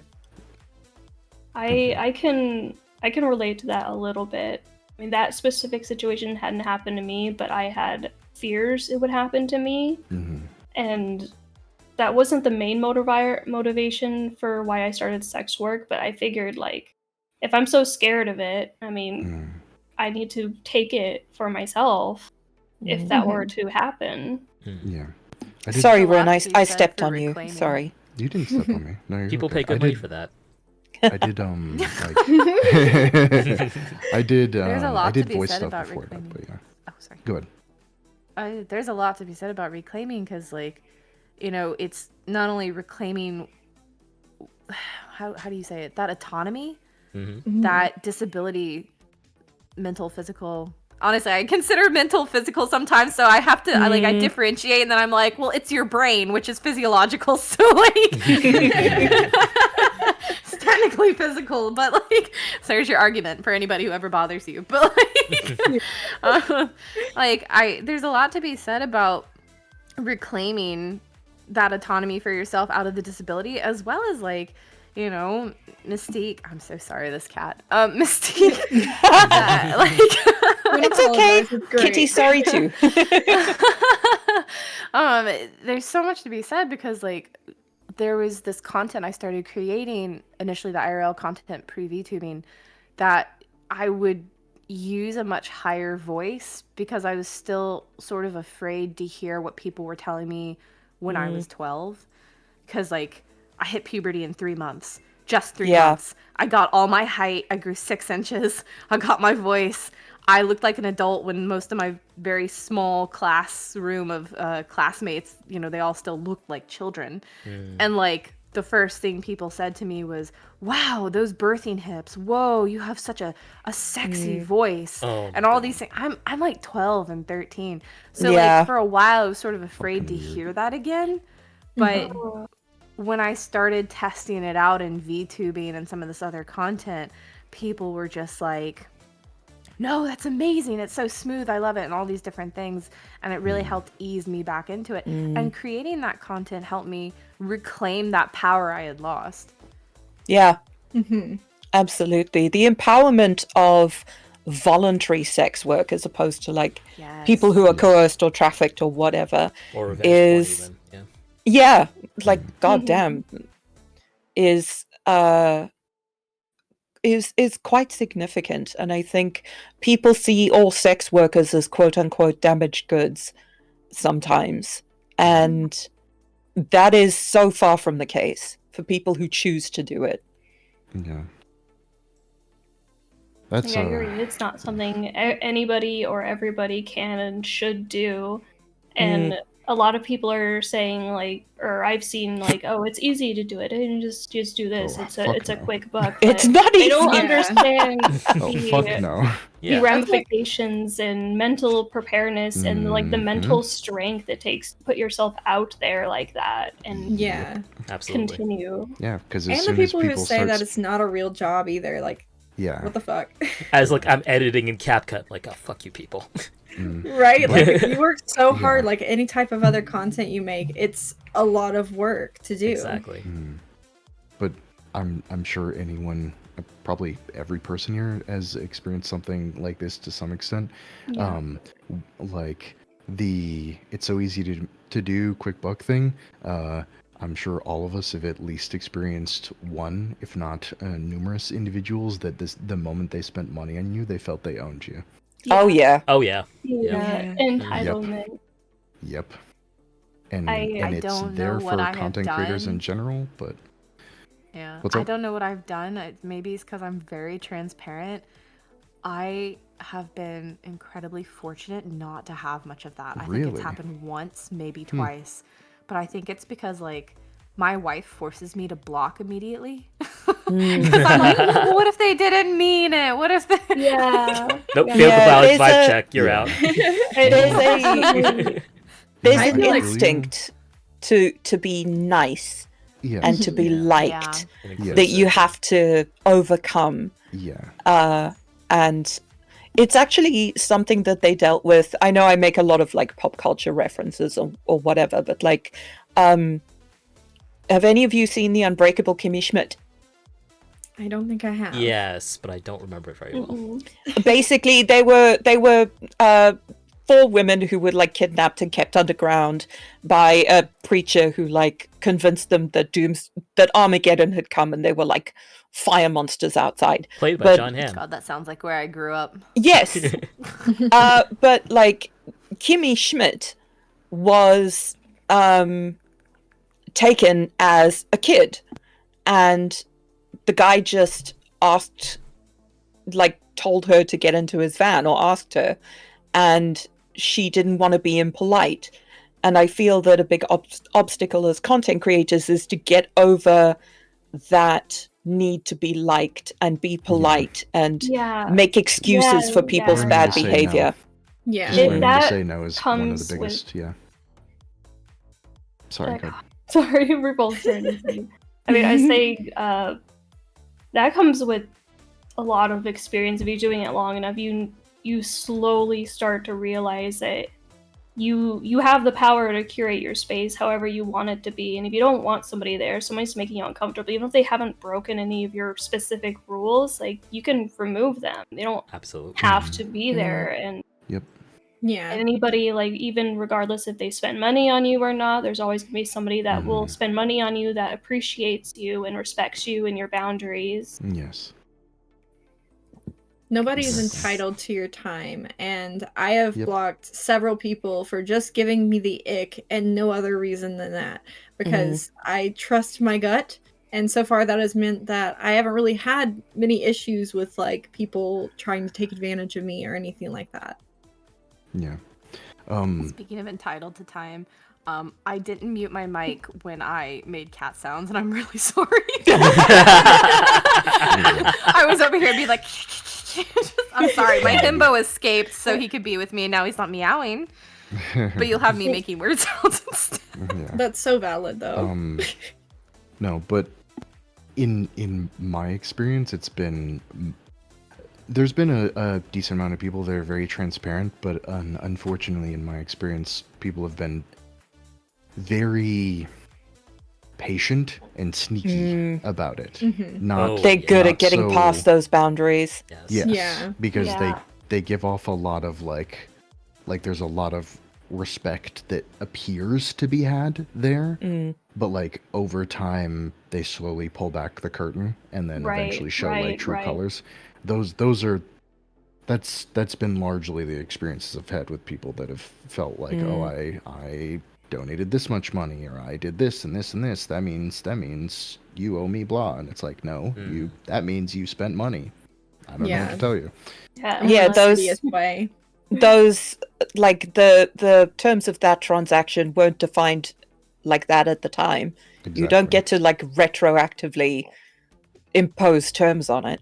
Yeah, I- we're vending machines. We're not like. I also feel that sex work helps like mitigate some of that. I used to get a lot of that before I started sex work, and then now that I've done sex work, I have my tip menu, and people who want something specific from me can go through the appropriate channel where I've consented to that conversation and discuss it in a Yeah. safe environment rather than just getting randomly DM'd. Like, That's so like, you know, true. you get a dick pic. Like, I haven't gotten a single unsolicited dick pic since I've started sex work, because, you know, some geniuses out there decided to market it and say, hey, I'll rate it for so and so money. Now I still have to look at them, but I'm getting paid to look at them, Yeah. and I I've also consented to haven't- looking at them. I also haven't received an unsolicited dick pic, and I feel like a lot of that does have to do with like having it as a service rather than you know, like, anything like that. Like, I also give people permission to just send me some, but I won't say anything about it because I know some people get off to that sort of thing, and I'm not gonna, you know, kink shame them. But they also have to ask for permission beforehand, and every single person that has wanted to do that has specifically asked for permission and has been very respectful about it. Yeah.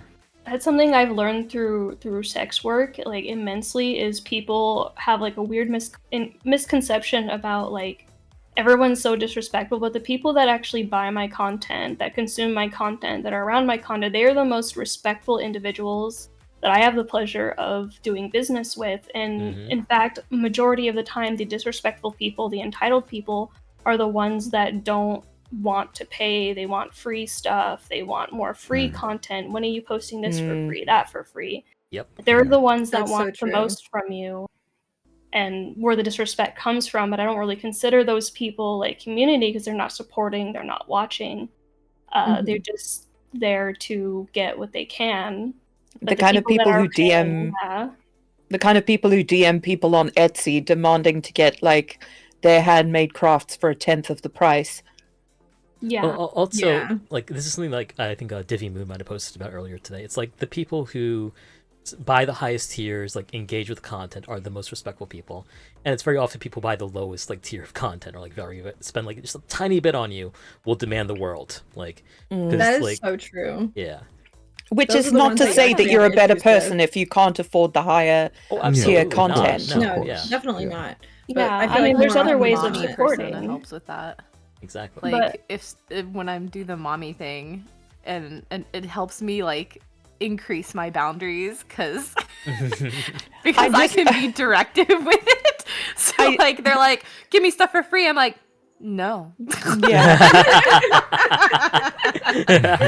I just added that in because like the whole out of context quote thing has been swirling in my mind lately. I know you didn't mean it like that way, and I'm not implying that you Yeah, did. no, it's just like I've seen the narrative recently that like people who tend to buy or support at like greater amounts are very respectful, actually. Like, people think like the inverse is true. That's not the case. I feel like the ones that are your biggest supporters, even if they're not spending money, like they're coming to your streams every time, they're interacting with your content, stuff like that, even if they can't afford it. Those people and the ones who do like buy your highest tier of content, they're there for you. Yeah. And they're usually the most respectful, lovely people because Whether it's money or time, they're investing in you. yeah, exactly.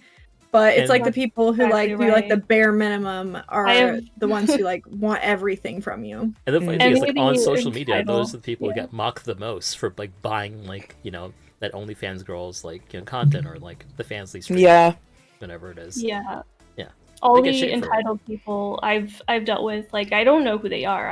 I don't recognize their names. I mean, I recognize the people whether they're like money supporters or not. I recognize people that are in my streams all the time who comment on my Twitter posts, who are just around, and they're always people like I've never seen before Mm. that are I don't know what possesses them to do it, to just go into a DM and demand things. Yeah. Mhm. Hmm. I'm horny and want it now, basically. I feel a lot of Yeah. newer sex workers take a lot of stuff, take a lot of things they shouldn't take. I have a couple friends that are Mm. pretty new, and they put up with a lot more than they should, with people really taking them on for the ride of what they can get out of them.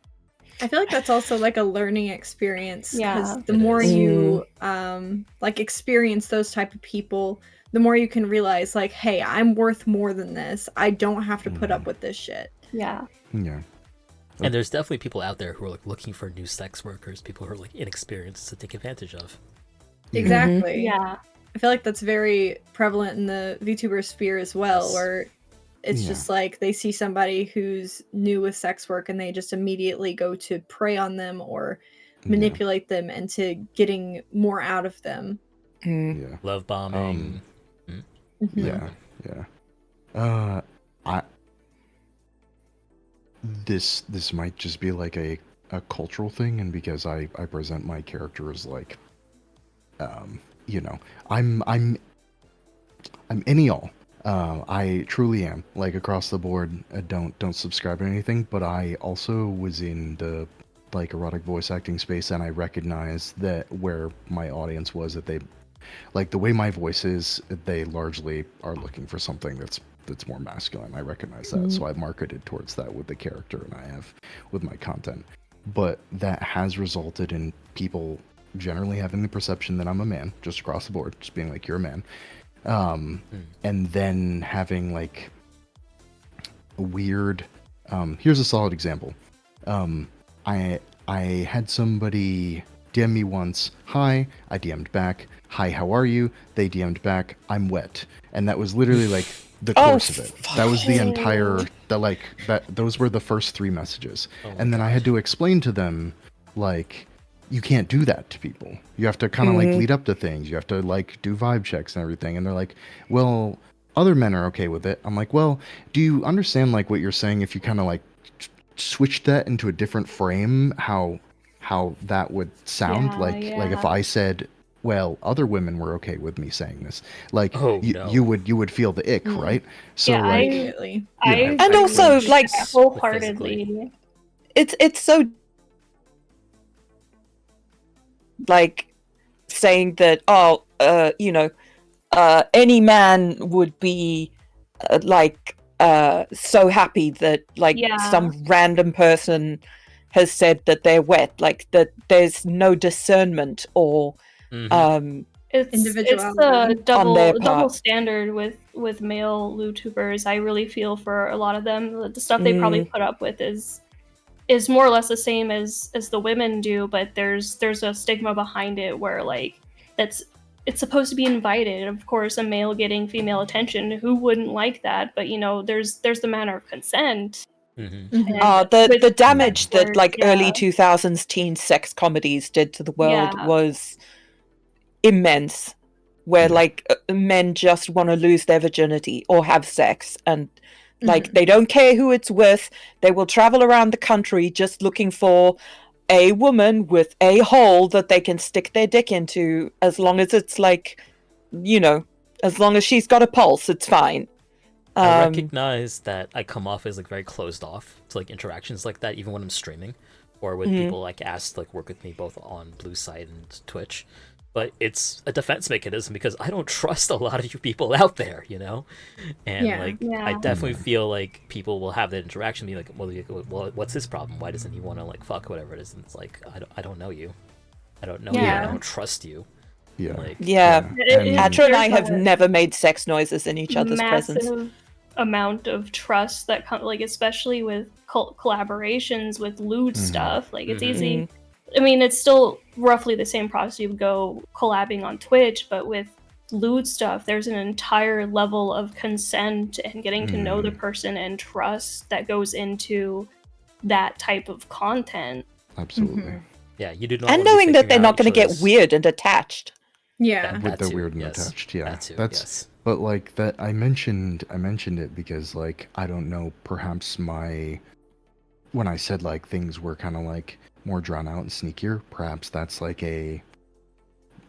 if my experience differs greatly from y'all's, perhaps that's why. I'm not saying overall it like every interaction has been like that. Of course. By in general, I agree that like your greater supporters are the people that like, same with me, have been mostly respectful, and like you know that there are some people that will try to like get free shit and push on that and be like quite disrespectful. But I have had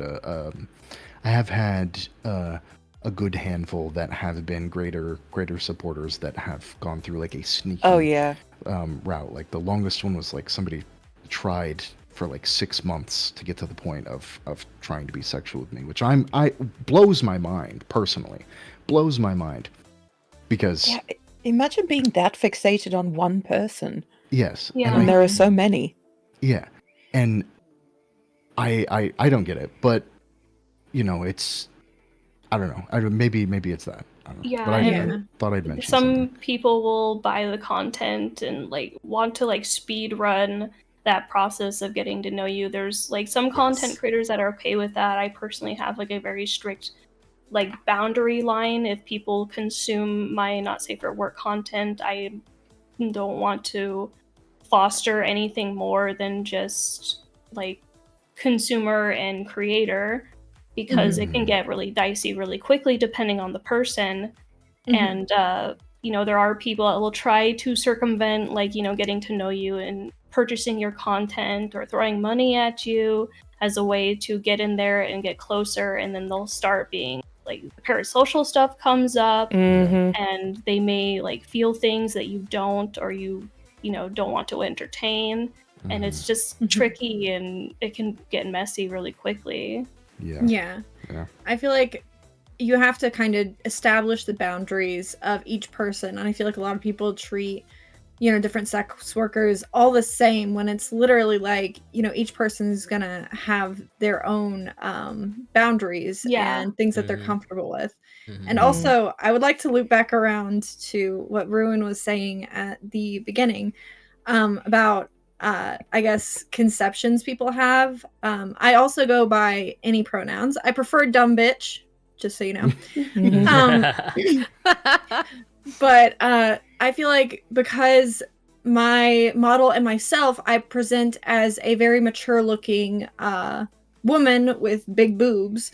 A lot of people just automatically go to like, oh, you're a mommy, you're a MILF. But like that's like really offensive to me, actually. Yeah. Because I don't have a lot of my reproductive organs anymore.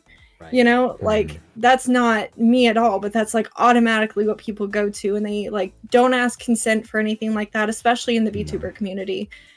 And I feel like that's like a big issue with like how women presenting or femme presenting mature people are automatically labeled as well. You know, that's like 100% automatically the correct. stamp that they put There's on them. daddy, mommy, and then there's like bottom and like top. Like those are the Yeah. commonly applied like labels to people. Yeah. Yep. And I feel like that consent is just like completely jumped over like all the time. And it's just like, you know, like Ruin was saying with like how male presenting or mask presenting ones are just automatically assumed to be just in this box. They do that with femme presenting VTubers as well. It's like everybody just has to be in a specific box, and it doesn't matter how they feel about it. They're just automatically put in that box. Which is just so like it is the idea of like normal, average and stuff like this is so The thing is, like, with average and normal, it's always like with data. It's not that there are like 75% of people that sit in this exact thing. It's that you have a wide bell curve of people of Mm. varying degrees of Mhm. things. This large spectrum of individuals.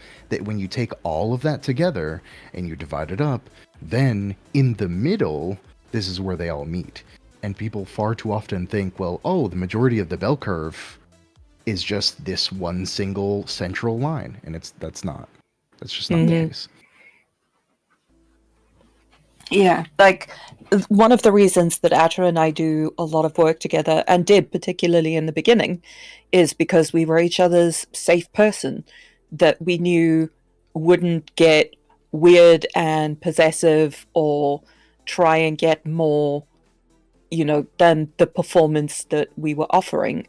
And, there were people who were like, well, why, Atra's doing this with Mystique. He'd be fine doing that with me as well. And, the same with me. And it's just not the case. I'm very Yeah. choosy who I perform with. Well, joke's on you. Yeah. This has been a 1-year plot of mine to get parasocial with you, and it's working. Oh God. Oh God. The long con. Chat, I would like to also mention real quick, if you have any questions for our panelists, please feel free to drop them in chat. We will try to get to them in the next hour and a half, hour or so. Less than an hour, yes. But yeah, we do have some prepared questions also here. There was a question that we were talking about earlier. It's, does sex work help with the improvement of your quality of life? Why or why not? Absolutely. I Yeah. can't do a lot of normal. Under the VA, I'm under TDIU, which is total disability on the basis of individual unemployability. So it just basically people won't hire me, and the VA recognizes people won't hire me. So the way that That's I can, Veterans Association, not voice actors, right? Yes. Yes, Yes. Sorry. Yeah, voice actors recognize that I'm unemployable. yeah, exactly. No, but this is, I have lived the not having any work, not having a bunch of this stuff. It is incredibly soul crushing. It is not good. VTubing brought me into a better light, and obviously there was more to that than just the VTubing, but it gave me some semblance of like an extra bit of purpose there, because I Yeah. couldn't do other work, right? I couldn't do a lot of that stuff. Yeah, So yeah, I to put agree. myself into that and to be able to work, I feel like, this is sad. I feel a little bit sad to say this, and I'm kind of working through like this mentality, but it makes me feel useful. Yeah, I say that all the time. When people are like, people don't want to labor. We do want to labor. We dream of labor, of being productive in a way that makes us feel fulfilled And creative. Yeah. and creative. And, whether that's being a virtual sex, like porn star, or being an actuary or a loss adjuster, Yeah. that's, Mhm. I feel like, we are forced into labor that we don't enjoy in order to continue like surviving, and Mhm. feeling validated and empowered by work that you find fulfilling and being productive. Especially like I get it with being isolated, like going to bed for 15 years, like everything else disappears. Yeah, that is so valid.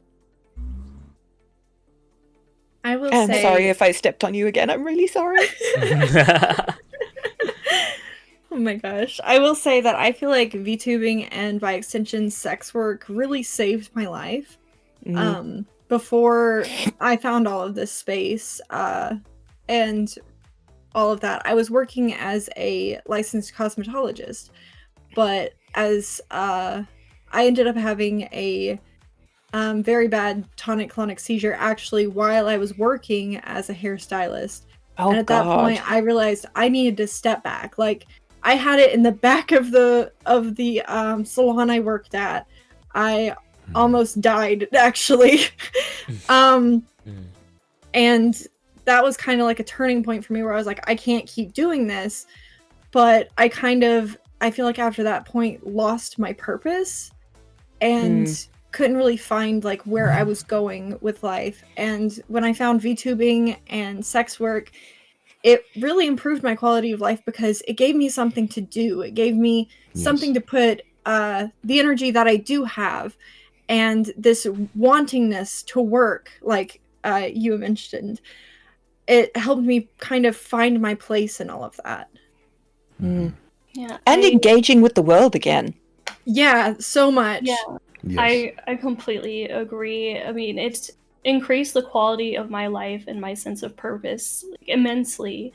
Like I've been dealing with my chronic pain since I was 19, and it took me about 6 years before I finally was able to get it managed. And during those 6 years, it was really hard for me to find work. I didn't know what I wanted to do. I was trying college. I got scammed by for-profit colleges, so nothing ever came of like those degrees. And I ended up just, once I started getting my medication, I'm like, okay, I can move. I'm not bedridden now. So I started taking on part-time work at just normal minimum wage jobs, and that came to like a screeching halt when somebody had spilled something in the back room and I slipped and fell right on my spine, right on the spot where my pain is the worst. And I was out of commission for 2 months after that fall. And sadly, I wasn't able to get any compensation for it due to my pre-existing condition, because the owner was like, oh, I'm just trying to get money. If I have a pre-existing condition that was, made worse due to the fall, they are not liable to give me compensation for that. And during all this going on, I wasn't working, and my best friend, I've known her for 10 years at that point, she made it really big in the start of VTubing in the early 2020. Like, she made it really big, and she's like, oh, Pi, be a hot anime girl with me. You can do it. Come on, just do it. So I just whipped something up in Vroid and just started VTubing. And she used her platform to give me a boost. And within a few weeks, I was making more money than I ever did at my minimum wage job. So I was like, I quit. I quit. Yeah. I'm not coming back there. Screw you guys. And I had people telling me I was going to fail, but and I proved them wrong. I kept going with it. I made something of myself. I may not be as, I have, less viewership now, but I still am going 3 years later, 3 years strong. I can, have something that utilizes all of my skills, like artistry skills. Like, even if I never got a degree in college for it, I can utilize those skills in VTubing, and I feel incredibly fulfilled doing it. And I try so hard because I know there is nothing else for me out there. Like, I cannot stop what I'm doing because I do not want to go to the disability process. I've known family members who've gone through that process, and it's messy. I don't want to touch it. I want to be able to go further than I ever could. I feel like my disabilities kind of helped me go further than I might have been able-bodied. I feel really empowered in finding my place through VTubing, and managing my disability on top of it. It gives me purpose and more ability to manage the pain better. I feel like VTubing is something that's really liberating for a lot of people with disabilities because of that reason as well. Ari, are you still around? I haven't heard you for a while. I am. I'm just combating my cat, and I had to find a plug buried behind a box so I can plug in my laptop. It's echoing the same thing as everyone said here. I couldn't work. They stopped hiring me because I would pass out, or I would almost pass out. And the first time that happened in front of a customer at one point, they were just like, no, we just can't have you doing that. It makes us look bad. And it's just like, okay.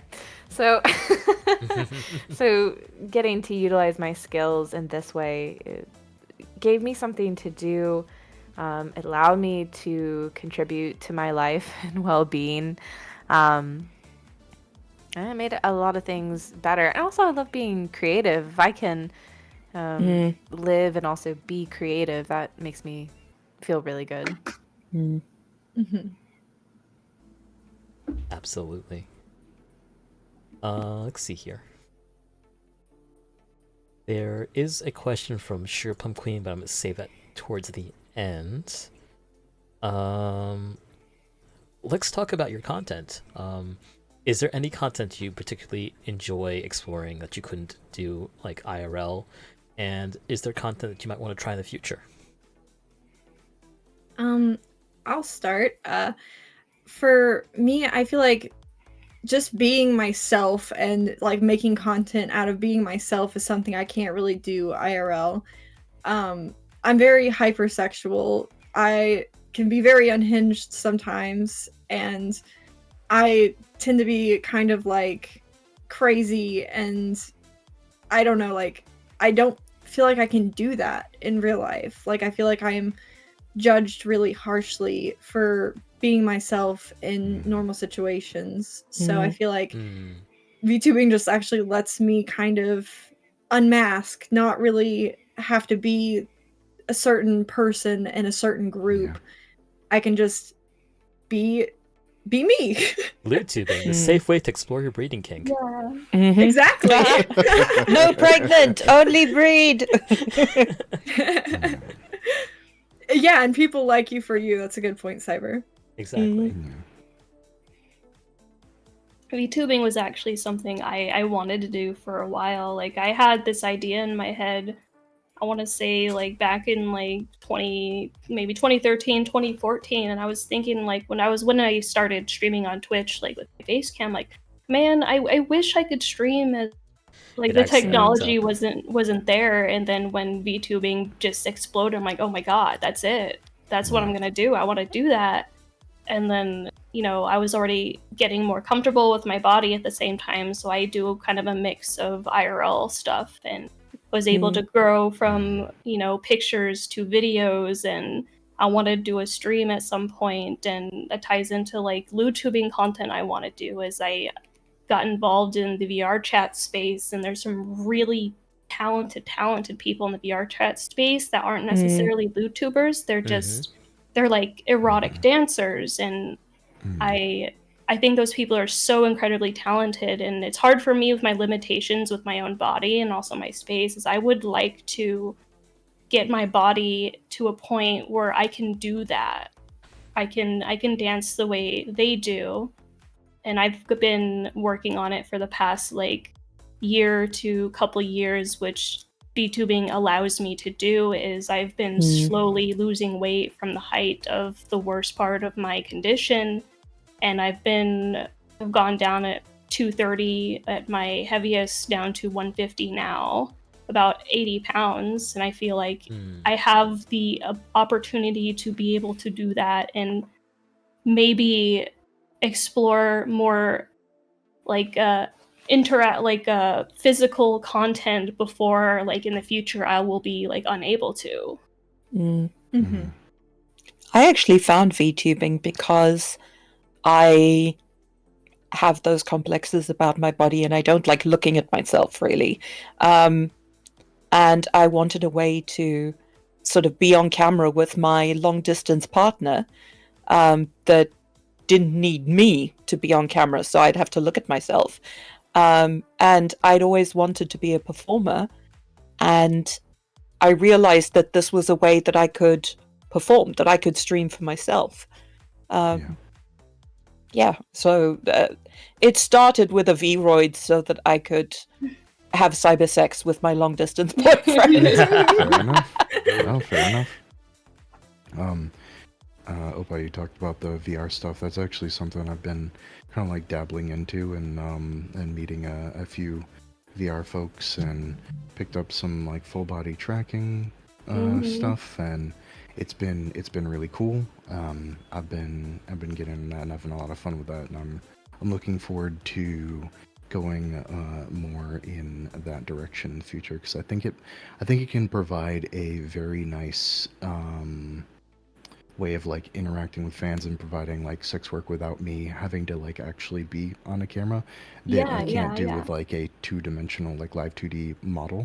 Right. One, and two, I definitely feel and this is a message to like any AMABs out there that are comfortable with doing sex work. There is a very, very, very large gap in pornographic spaces in the visual sense, in Oh, yeah. POV, in Yeah. Mhm. in providing a POV that isn't like, Male. male centric, right? Mm. Like, and VR chat provides an opportunity to do that regardless of like what your body Yeah. will like.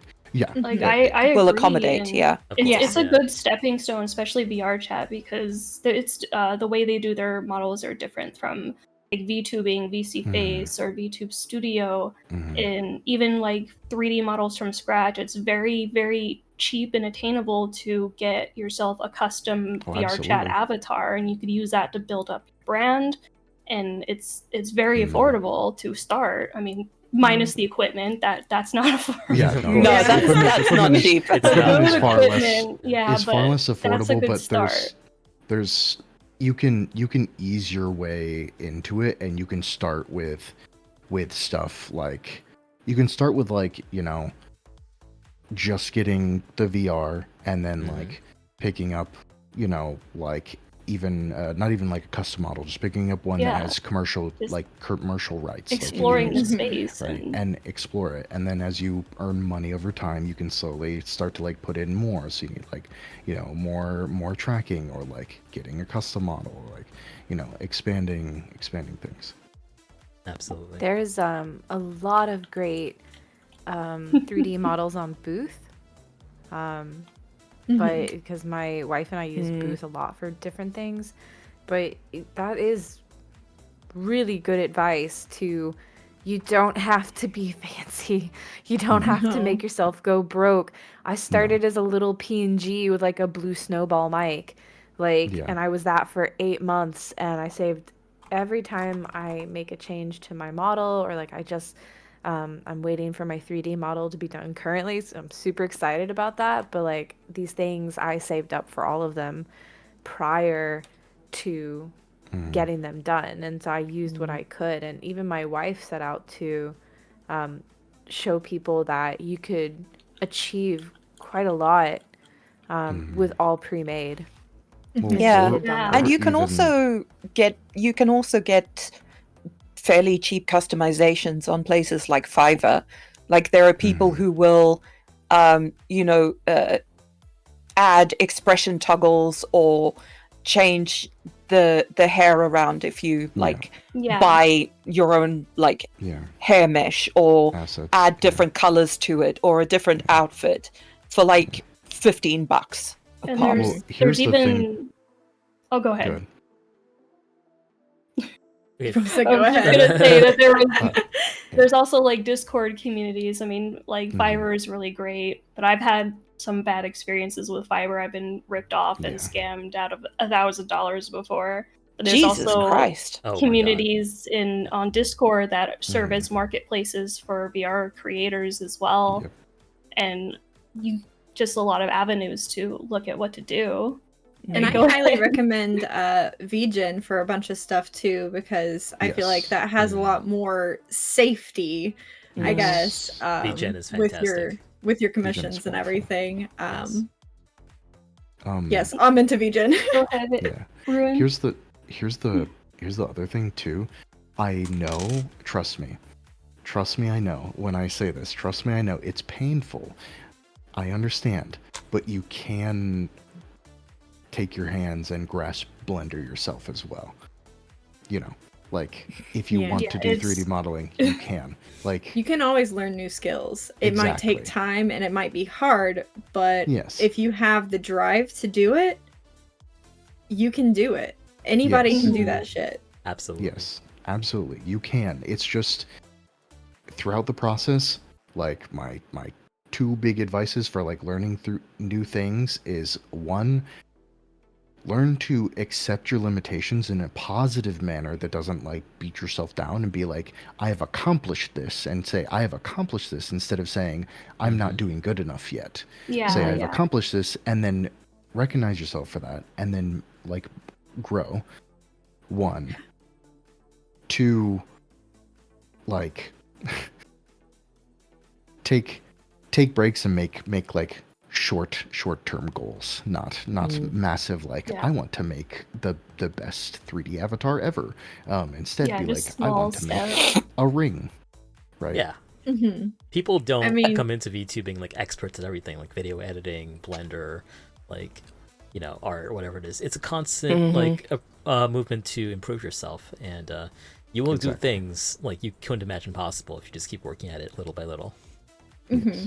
How Yeah, I but view it it's- with like my digital art is like I will go through and I'll do something and I'll be like, well, I may not be happy with this, but it was great practice and I learned things to apply to the next time I do something. Yep, trust the process. Absolutely. Yeah. So, just generally though, if speaking to anyone who may identify as disabled in any form, what is some advice you might give to them if they were looking to possibly get into lewd content, especially sex work? I would say know your limits with what specific condition you have. Like, it'd be a different experiences, whether it's a mental disability or a physical disability. Like, you know, the general thing, you'll consult your doctor, but you know your body best, what you're able to do on your own. If it's an avenue that you're interested in, you know, small steps at a time, because some people might start it and not like being sexual or hypersexual, but for people who are looking to start it as an avenue, who may have dabbled in it or have experience in it or even just interested, it's just something you can pick up, and there's tons of resources out there to see if it's something you want to do. And I would recommend it if somebody is just looking to start it as a hobby. That's the important thing, is, you know, seeing if you like it first, not going all in, spending Yes. thousands of dollars on all your Yes. stuff, Mhm. but just doing bits here and there. And then when you really want to get into it, if you really get into it, you'll truly know your own body, your time management, your financial situation to be able to take it further and further and further the longer you go with it. Mm-hmm. I would say that. Oh, sorry, you can go ahead. I was just gonna say, you don't have to do it like anyone else. You can take Yes. inspiration from others, I love but that. you don't have to be like anyone else, because I physically cannot do subathons. I can't. I last about 2 hours max for a stream. There's no way for me to sit for hours, because it hurts my joints and it hurts my body, and also you become very exhausted. So you don't have to do things just like other people. You can get ideas, you can take inspiration, but you can also carve your own way into doing these things. Don't feel like you have to do it this one way. Yeah. Mm-hmm. Yeah. Mm-hmm. That is And I'll fantastic add on advice. to both of those. I feel like a lot of people who are disabled, or in just the VTubing sphere as a whole, feel sometimes like they need to kind of be in the lewd sphere because there's this misunderstanding that that's somehow easier. And I guess my advice would be, don't force yourself to do anything that you're not comfortable with. Yes. You know, at the end of the day, if you have like mental blocks or anything like that, you shouldn't push past those, especially for something as I guess personal as sex work is, because you don't want to do more damage to your mental or physical health by pushing yourself beyond your limits. Yeah. Yeah. And don't let people push you beyond what you're comfortable with. I feel like some Exactly. people Yes. who might just be getting into it may feel pressured by people asking them for things that they don't know if they're comfortable yet, because you're not going to have all your boundaries laid out right at the beginning. It's okay to let people know your boundaries and what is okay, what is not okay, and what you're uncomfortable with. Mm-hmm. Yeah. Definitely And test the waters and definitely have safe people that you feel comfortable working with if you choose to work with anybody. yeah, Very and this true. is advice that could apply to just like pretty much anything, like VTubing generally and like lewd tubing and everything. Do things because you want to. Far too often I hear I have to post on Twitter more. I have to post on TikTok You have more. to collab. I have to Yeah. collab. I have to put out a set. I haven't taken pictures in a while. I have to do a video thing.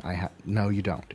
You don't have to do any of those things. And if you force yourself to do things that you do not want to do, especially in a repetitive manner, you will make yourself hate something that you previously loved. Don't do that to yourself. Yes. It's just I- you're just I gonna agree damage with yourself that in that a process. lot. That's actually something I suffer with a lot, is that It's type difficult. of mentality. It's difficult. Especially like knowing like there's a lot of pressure riding on my financial thing, like knowing that I have no possible way to work anywhere else. I feel pressured to do things like when I may not be feeling up to it, and it's a hard balance It to is. take care of your mental and physical being on top of keeping up with your income when your livelihood's on the line.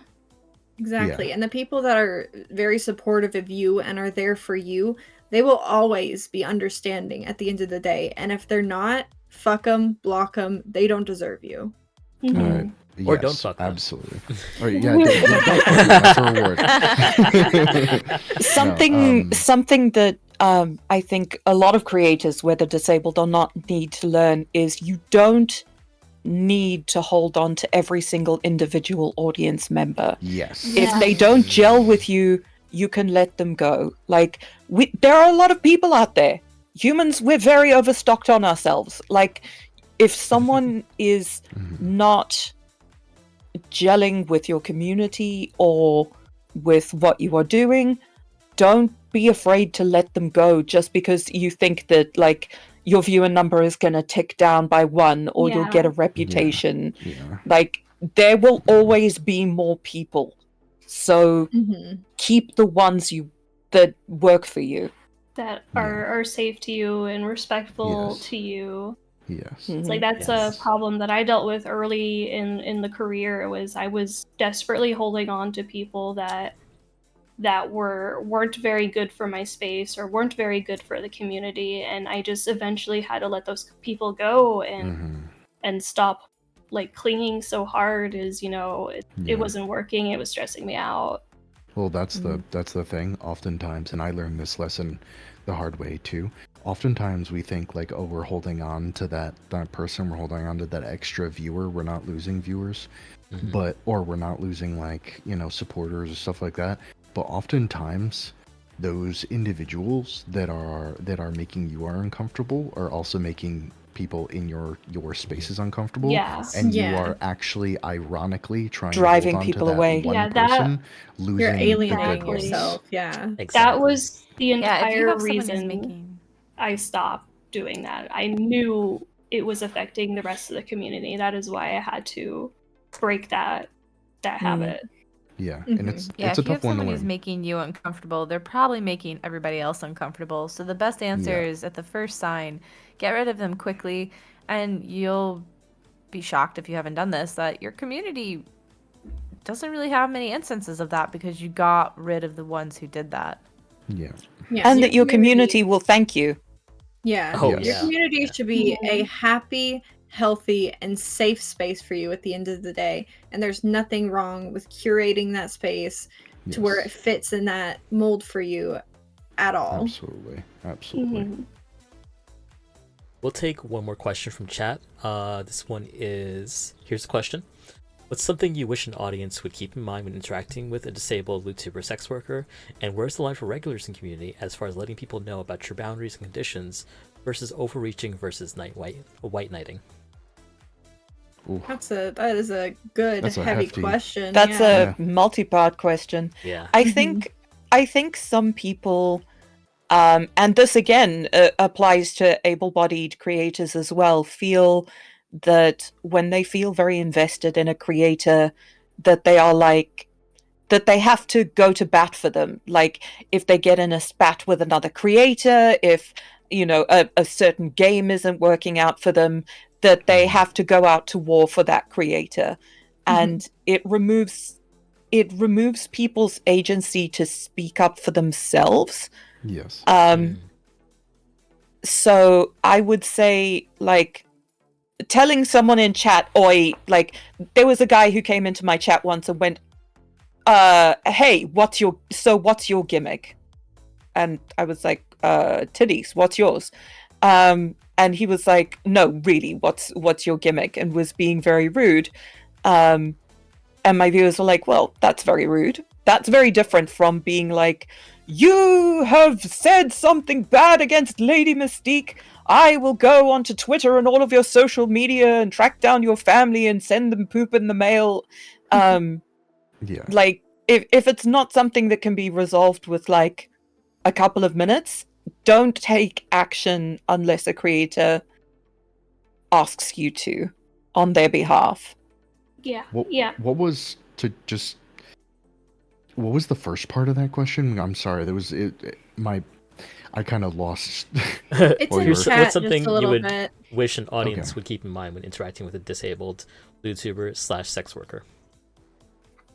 Me. I feel like one thing that I Swarm. would say to keep in mind is that Okay. disabled is not a bad word. Hmm. Yes. Being disabled is not a bad thing. It doesn't mean that we are incapable of doing anything, or that we are being mean to ourselves or negative to ourselves or anything like that. It is literally just saying that we have disabilities and we need special accommodations for those disabilities, but that doesn't make us any less of a person that's different. Like, we are still the same person. We do not change once you find out that we have a disability. That doesn't change anything about us. And basically just, people having disabilities shouldn't be seen as a quote unquote bad thing. It's just part of who we are. Yeah. Yeah, I want Yeah. to add to that was what the question is, keep in mind when interacting with disabled lewd-tubers, where's the line, is I feel like that the question is a little bit broad, and it's going to be different depending on who is answering it. And it, I feel like there wouldn't be, like, everyone's going to have like their own boundaries and different disabilities and stuff. Like, me personally, like, I try to like not bring my disability into a lot of stuff that I do. And your answer is it will be different for each streamer, each individual, each sex worker or lewd-tuber, and more than likely they've already got their stuff figured out. They know their boundaries. So if you were to interact with them in a more close way with the content or anywhere else that's not, just general out in the open like Twitch stream, like, you'll know, they'll let you know what they can and can't do. And take no for an answer the first time. Oh yeah. Yeah. Yeah, very I much. feel like I will- across the board.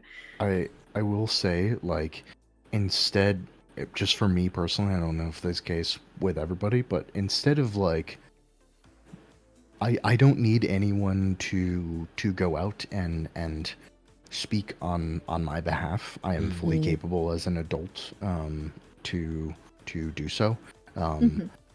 So I don't need that. But if you feel as though you want to like provide support to me, perhaps other individuals that might agree with this as well, just a check-in thing is fine. Like being like, hey, you might be going through some rough stuff.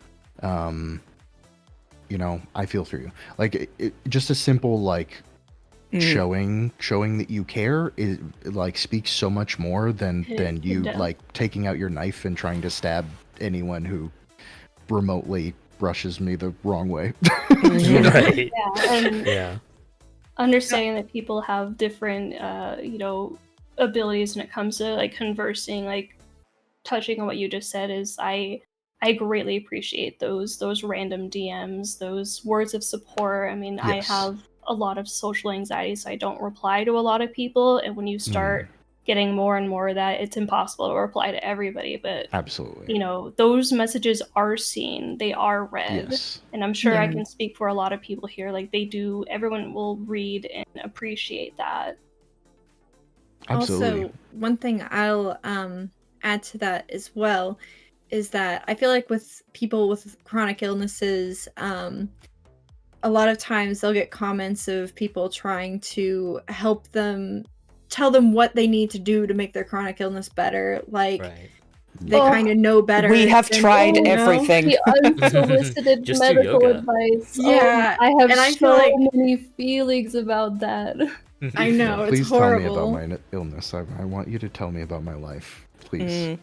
I feel like that Sarcasm. is like a big overstepping boundary for basically everybody with a chronic illness. Yes. Because, like we've Yes. said several times, we know ourselves the best out of anybody else. We are doing our best to do everything we can. And if we don't specifically ask for advice, we probably have already heard the advice that you're giving us. And it's kind of just, I don't know, it rubs me the wrong way a little bit. Like I want to touch on that too, is it can also be dangerous to give some advice like that because you don't know the condition. True. Is like, even if you know that you know your own body, somebody else might read a comment like that. Be like, maybe I should try that. Like I've had people comment like straight up, you know, medicine cocktails that I should take, and I'm like, no, that is very dangerous. Thank you, Don't do Ignorant that. Stranger. Yeah, have you tried like drinking bleach and turmeric? It's an infectorman, yeah. I hadn't tried that yet. Maybe I will. Oh, and one other thing I will say about people commenting on stuff is I always appreciate like saying like I'm sending you love and good vibes over I hope you get better soon.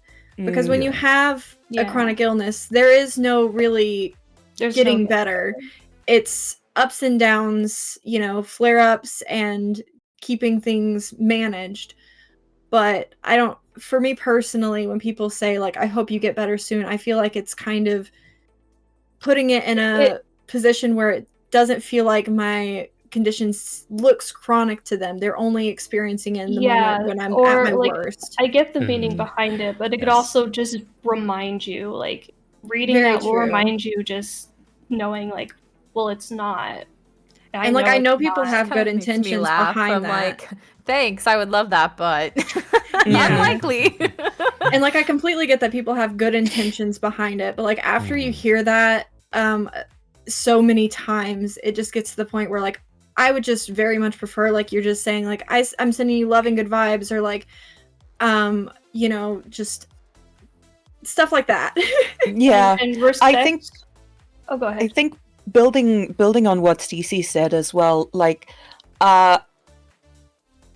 expecting, like sending a message saying like I'm sending love and good vibes, like a message, like you would a letter where you say what you need to say and that's it, is awesome. Expecting a conversation is a lot of pressure to put on a creator, particularly when they might have a lot of people DMing them. Like I went through a phase where I had a lot of people DMing me basically every day. Oh, just checking in. Oh, what did you do today? Oh, what did you have for lunch? Oh, not the small talk, please. And it would go on and on and on and on. And Please. like, yeah, like if you want to send a message, and maybe even I'll send a message and reply, it doesn't have to be an entire conversation. And while it's a small part of your day, it might be a small part of a very big part of someone else's day, because they have to like field all of these people wanting your engagement and interactions. So if you would like to send love and support, the best way to do that is to send it in a way that doesn't necessitate a response, and not to try and artificially keep that going by asking endless inane questions. And as well as like respecting like your content creators, you know, making decisions to like better themselves or better their body. Like for example, I got a lot of pushback from my community when I announced that I was losing weight because I wanted to prolong like my end, you know, fate of being in a wheelchair was and I built my brand around like me being thick, me being like plus size, and a lot of people pushed back on it. It's like, no, but your thighs don't lose weight, and I'm like, I'm doing it for my health. Yeah, that's your body. It's like, your body, yeah. Jesus. As long as you're not starving or hurting yourself, like, Jesus. Sorry. Doing stuff for your own physical and mental health shouldn't be met with pushback from anybody because of how it may change how you look or How they active experience you. you. Are. Exactly. That's a good way to put it. Yeah. It's so objectifying. Yeah. It's like, you're my product, you can't change. And it's like, Watch me. no. Yeah. No, the completely like backtracking a little bit. The small talk shit. I made a role on my server so I have a ask to DM role on my server, and then I have like open DMs. I made a role just for myself that's ask to DM with like the level of severity. Because it started out as like I just had them open, and then people would try to get like quote daddy's attention by just going like, oh hi, how are you? You know, like the and it would be the daddy's same attention things. by not saying anything. Bites you. Bites you. Yeah. So then I switched DM me it right to, now. This is very important. Yeah. Hi. And I switched it to exactly. I switched it to ask to DM, and then people would ask to DM and do the same thing. And I'm like, okay, I'll make it very obvious. Ask the DM and tell me the level of severity. Yeah. See, what I do is I feel like I have that as like a separate service that's very expensive. If you want to have small talk with me, that's gonna cost you money. I'm not doing Fair that enough. for free. Yeah. Hard to. Yeah, fair enough. Even with, I've had like, so much trouble balancing it. Oh, wait, sorry. I think I was just gonna say, like, the best way, if like you have business with a content creator, the best way like to make sure your message gets heard is to state your business in the first DM. Yes. As I can't imagine how many people might have business and they start off with hey, hi, hey. I Imagine don't if I did that really to y'all. Please not Like- the hi, please. Like, I hey, will, I will lose wanna myself be on my if podcast? it's hi. Hi. Hi. Also, I really always hate when they're like, "Hi, can I ask you a question?" You just did. Yes. Yeah. God, what? Just ask the question. If people, Yeah. that's a great reply. If people just say hi, just reply, state your business. Because there's probably people out there that have business with me or with other content creators. Just make sure like they can know what your intentions are behind the message. Yeah. Because And I won't be able to tell if it starts off like a typical small talk conversation. Yeah. And please understand, like It's been so important for me to find. Oh, sorry. No, you're okay. Just a quick thing. Please understand, we say all this not with any like we don't like you. We appreciate you guys. We appreciate the fuck out of you guys. It's just that like, let's say somebody, you know, receives one, like you're sending out one of those to them. There's likely like dozens of more people doing the same damn thing. So when you add that up, like if it takes them 5 minutes to have small talk with you, you add that up, and maybe there's like, you know, 100 people in a day that do that. That's 500 minutes lot. minimum.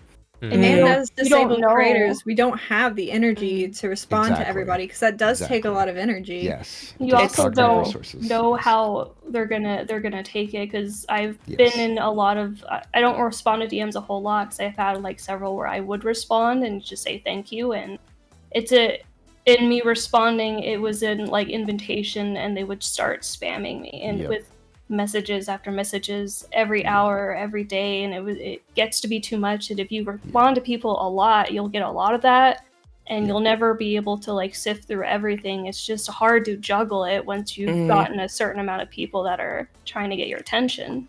Social interaction is mental work, Yeah. whether it's virtual or IRL. So true. Oh yeah. So think about I've why had you so are much- asking the streamer to do that work. Sorry. I've had a lot of trouble finding, you know. You're I've fine. had a lot of trouble finding people like me who I want to indicate, ooh, friendship. Can I get to know you? But at the same time, not carry on very long conversations. Yeah. And like when No, I to feel stop you. the conversation, because there are a number of people who don't deal with the chronic illness or the lack of energy who will carry on the conversation for a really long time, and I'm like, I want to get to know you, but I also want to take a break. Yeah. That, or like if you're not, like I personally do not experience friendship decay at all. Like legitimately, I have a childhood friend that the longest we've gone is like 5 years not talking to each other. Literally, we talked again and it was fine. We're still friends. Don't get me wrong. There's nuance to that. I'm not saying, you know, whatever. But what I am saying is, if I do not respond to you for a few days, I don't hate you. And the amount of Exactly, times I've yeah. gotten, do you hate me? Is a respect of your time. Yeah. Yeah. And also adding on to the friendship thing, as content creators, we can't be friends with everybody. Yes. It just takes too much energy that a lot of the time we just don't have. So like we have to kind of limit the amount of people that we try to be friends with, because it's just too much to try to be friends with everybody. Yeah. It's happened a few times where like I get to know other creators and it's nice. It's kind of nice. It's going to be pretty casual. Cool. And I always try to tell people if they're interacting with me, I don't have a lot of energy. I have 80 billion things happening outside of content. It's likely I will not always reply, but I'm always happy to hear from you, and I will get back to it at some point, I'm sure. But like it's Press the button. I start seeing those vague tweets of when somebody doesn't pay attention to me and they don't care about me, and I'm just like, oh. I've run into that with like VTubing content creators and just general people online, is like disrespect somebody's time, especially if they have a job, whether it's content creation or like, you know, just general any kind of career. It's like not a lot of people have the time to reply constantly and hold a conversation all the time, and there's a lot of people that don't have a lot of free time that don't respect that other people that don't. Yeah, I've got a whole ass 9 to 5, then I stream at night. Like, I don't have time if I'm talking. Yeah, your schedule is insane. Atra only sleeps for like 30 minutes a night. It's like I really appreciate the people that can be patient with me and know that I'm not replying, not because like I don't want to. It's just like I'll reply when I have time to invest into a conversation. Yeah. Could be a reply here or there when I have time, and I could just, you know, take a few hours to respond to the next thing. But I really respect people that understand that and like respect, you know, my time with that and not pressure me to continue talking. Yeah. Like I really invite people to understand it's truly not an excuse. Like I'm not saying I don't have energy because my schedule is busy or because I don't want to talk to you. I literally have to choose between, am I going to shower or am I going to do this small other item on my list? Can I talk to you for 10 minutes or am I going to crawl to the kitchen and get something to eat? And with disabilities, that just adds an extra layer of things we have to like fight through to just function. Like ADHD was mentioned earlier, I find that a lot of my friends that have ADHD, and myself as well, will go through the phenomena of, I have thought that I have replied to you, but I did not. Oh, So in my Yeah. mind, You I open replied the to DM you. in the middle of the night and you I forget about it replied for 3 later. months. Yep. Yeah. I've had people in and front of I'm me like, over that. Mentally, I replied to you, or I type out the message I thought And I then hit don't send enter. it. yes, Yeah. I And feel like then that's when you also, tell like- people that, they often, like, there's a lot of people that They don't think you're blowing understand them that. They off. think that you're like making up excuses. Like, no, legitimately, this is how my brain works. Mhm. That's why when I talk to you, like, if you don't reply and we're having a conversation, I'll poke you. But it's like, yeah, No, I appreciate that, honestly. Mhm. like, A hey, reminder. I had a like, if it's question. been a few days, a reminder. But, like, sometimes yeah, it does go it's- under the radar. there's no like expectation that like I'm like, oh, he just forgot. Mhm. I feel Or he like that hates can me. also be Or he a hates me. double-sided coin as well, because there's also people with rejection-sensitive dysphoria like myself, where it's like it's not really intentional, but if somebody doesn't message me back, I get those thoughts that they don't like me and stuff, even though like I know that that's ridiculous to think, but those insidious thoughts still persist. So I feel like there's really a double-sided coin of it. Yeah. But even if you have rejection-sensitive dysphoria, that's not an excuse to be a dick about it or like call people out on not liking you for something. Because at the end of the day, you're still responsible for managing that and making sure that you don't take it out on other people. Yep. That's And- absolutely right. You know, I always am very transparent. Any new person that comes into my life, I tell them this. I'm very, very transparent, and it feels even worse after I've already been transparent. I tell them this is what happens. Don't be surprised if it happens, and then they'll still get upset and pressure to talk. And at that point, I'm like, well, I've already let you know, and now it's just too much to deal with. Mhm. Yeah, like RSD is definitely on you, and not. I feel like that's with like all mental illnesses. Yes. It's you still have to take accountability for the things that could be caused by a mental illness, because at Yes. the end of the day, you have to work on yourself and Yes, make it Yeah. better. own your I- shit. Own your Instead shit. of That's a great letting way to it put it. control you. Yeah, I always Yeah. say you are not responsible for your trauma, but you are responsible for your actions. Yeah. What I say too is a mental illness may explain why somebody acts in a certain way, but it does not excuse it. Yeah, exactly. Yeah. Yeah, I know people who may use something like that as a shield, but I can 100% like you can tell if somebody is the way they are because of something, and if they're legitimately trying to work through it. I have a huge respect for that, but I do see it on the other hand where if people no are trying, filter, there's no filter, and it's like, oh, I'm sorry, I have this, and then they'll continue to do it. yeah, if people are trying, I will have endless patience if they are really trying versus, oh, I have this, like, deal with it. I agree. I'm the most Yeah. patient person in the universe with people that are trying. And I'll add to this, even if you are trying, any way that you act, nobody is required to stick with you through that. Some people are not Yes. like mentally equipped to deal with Yeah. those sort of Yes. situations. May not And have. that's completely valid and fine. Like, you do not have to be patient for somebody who is going through mental issues, even if they are working on them. Like, you can always consider coming back to that after they have improved their mental health situation and have worked on themselves. But Yes. don't ever think that you need to stick around if it's bad for your mental health as well. Mm-hmm. Yeah. Man, these are touching so close to home. Yeah. I have run into very difficult situations in my career due to these. Yeah. Well, the depths typically last for about 2.5 hours, so we're coming up on that time. But I know I totally feel like you guys could probably talk for like hours upon hours on this. Which is Yeah. fantastic. We can, we will, I'm sure. In the meantime, I relocated to my bed. Oh, did So you? valid. Well, why don't we do one final thought? Let me see here. Well, actually, no. I think maybe we can just sort of end it off on what's one thing you want people to know about you and your content. Do you want to go from left to right again? Let's go from right to left. Okay.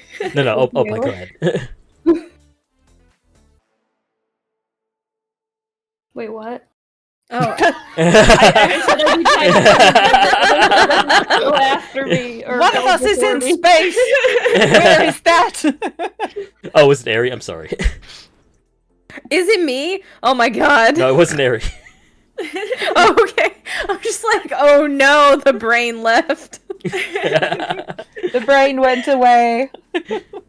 Okay, let's reset. What's one thing you guys would like people to know about you and your content as a sex worker, disabled person, and human in general? Who's going? Okay, I pick- Opie, go first. Yep. Yep. Wait, me. All right. I want to say that I will be here. Like, I'll do. See, this is why I need time. I'm like, okay, I always do my content every week, several times a week. I'm on Twitch. I'm on Fansly, and I'm here for the long run. I don't usually take hiatuses with stuff comes like that. I know I'm here to stay. My content will be ever changing, ever growing, and I'll be working even more to learn how to get through everything with my disability. And I really appreciate anybody that would come into my community who is patient and understanding and willing to stick with me and see what is going to happen in the next chapter. Beautifully put. that's beautiful. Absolutely. Yeah. Whew. I guess like a good message. Good message is, you know, I just like the people in this call, just like everybody listening, just like everybody out there. I'm just another person. You're just another person. I don't expect anything different, and you know, I'm gonna try my best to continue doing this, but understand that there will be changes that come along, but I'm not stopping anytime soon. You've come through. You've been through a lot. Seeing you sort of reinvent yourself and move forward Overcome. is really inspiring to me, personally speaking. Thank you, Atcher. Yeah. You also have been through quite a bit. I feel like with both of the things that we went through, we have a very personal bonding experience right there. So yeah.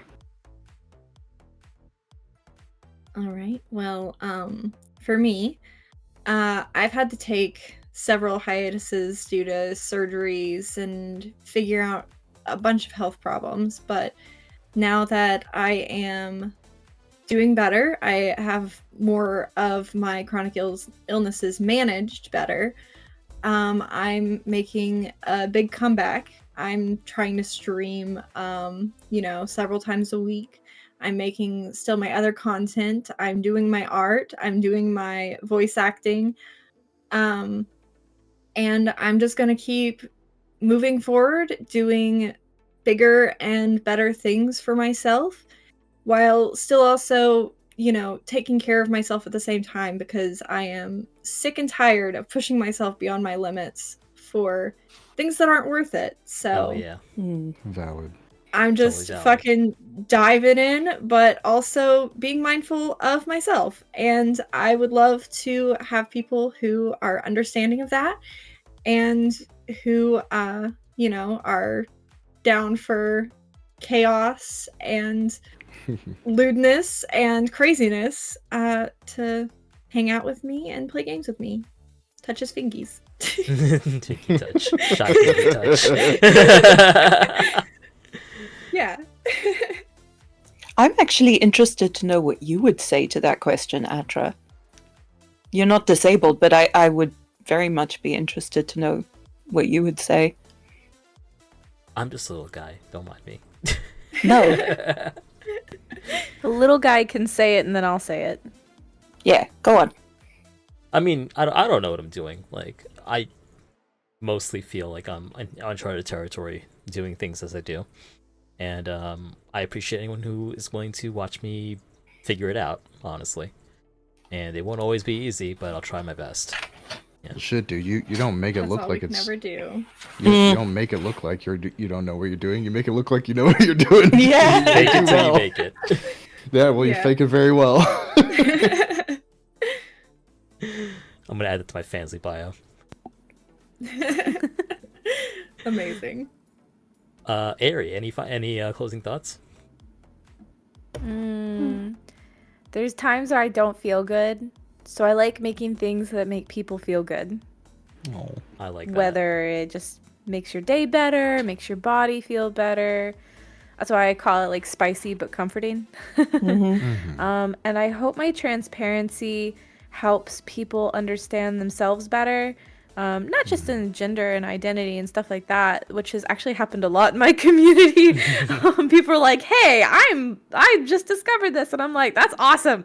But also, like, I don't want to see people needlessly suffer. I suffered and didn't believe myself for like 15 or 16 years, and I know that I wouldn't have suffered as much had I had someone advocating for me or talking to me about it or saying, I don't know, maybe you should think that you're right. You know, I don't know about these other people. You know your body well enough. And I hope that transparency helps other people maybe listen to their bodies. And if they don't feel right about something, seek out more information. And I know that can be really daunting, believe me. but I think it's super important. You don't have to suffer. At least not suffer too much. You can suffer less. Yeah. And Harm get reduction. yourself what you need. That's a beautiful way to put it. Absolutely. And before we do plugs, Lady Mystique, what do you want people to know about you and your content? I think very much like Ari, I enjoy when people enjoy my content and feel good. So if you tell me that you have enjoyed my content, if you tell me that sexual content that I have made has made you come, or, you know, yeah, like I actually enjoy knowing if people are like, yeah, there was a guy who was like, yeah, I came twice during that 40-minute audio you posted. I was like, oh God, that's awesome. Yeah. I love that so much. I will probably not be able to put the energy into you that you would like me to outside of the content that I am producing. But if you would like to engage with my content, if you would like to follow me, I do my best to make things that make people happy. And I hope that whatever I do does that for you. Very beautifully put. Amazing. Thank you. You're amazing. You're all amazing. I've very much enjoyed talking with you all about all of this. Same. This has been the Depths Podcast. We will do some plugs for our guests. Going back in the same order again. I apologize for putting Opie in the spot again, but Opie, anything to plug for us? Basically, my central hub is Twitter/X. That's where I post a giant majority of the time stuff outside of my content and where everything is there. Same as the name you see here. The only different name is just on Twitch. But I'm on Fansly, Twitter, Twitch, YouTube, and TikTok. All of them under Obai Pantsu. Thank you so much for sharing your experience with us, Opie. On my end, still Ruinous Inferno on Fansly. It's mostly what you're gonna get out of me and this VTuber persona and stuff. I am going to be doing D&D stuff under Parable Pub. It's just like it is a lot of build up for that, and D&D. If anyone knows D&D, the ultimate bane of it is scheduling. So there's been a lot of scheduling issues because all the people involved in it are content creators as well. So eventually there will be content there. I have plans for other stuff, but that's technically secret. So we'll just move forward. Thank you so much, Ruin. I appreciate you. Appreciate you. Well, I am Serpentine CC everywhere. I do variety content on Twitch where I play a lot of video games. On X, I shitpost a lot, make a lot of jokes. I have mostly IRL content on Fansly, but I do sorry. I do. Please, I'm cackling. Anyways, I do streams there with a VTuber model, but I do have some plans for more VTuber content over on Fansly coming soon. So if you want to keep an eye out for that, do that. And I also have some exclusive IRL content on my Discord as well. So yeah. Nice. Yeah. Cool. One more thing we should add, CC has comms open on VGen, and if you like Oh, this shit, yeah. emote right here, CC did that emote. Nice. Yeah, I also do art and Oh my God, VA love comms, crime. and my art is basically all memes. It's one of my favorite emotes, like hands down. I'm so glad. Thank you again for commissioning me for it. Thank you.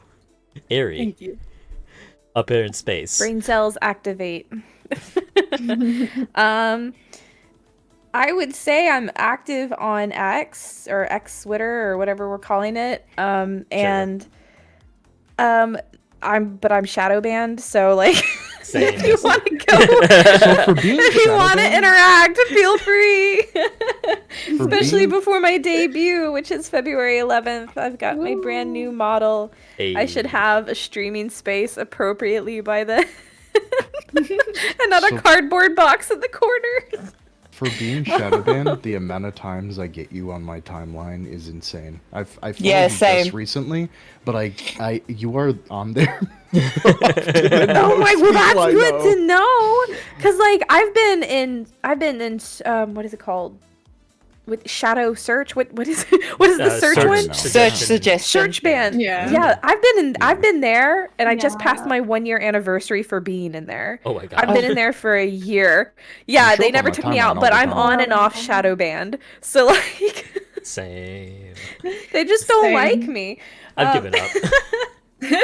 But if you want to find any of my content, me and my wife do a girlfriend experience on YouTube, as well as I do other stuff like that on YouTube. And we both have a shared Patreon, where we do all the audio work. And then Fansly is where I do a lot of my IRL and soon to be VR stuff. And it's super, super, super not safe for work because I'm unhinged and I love it.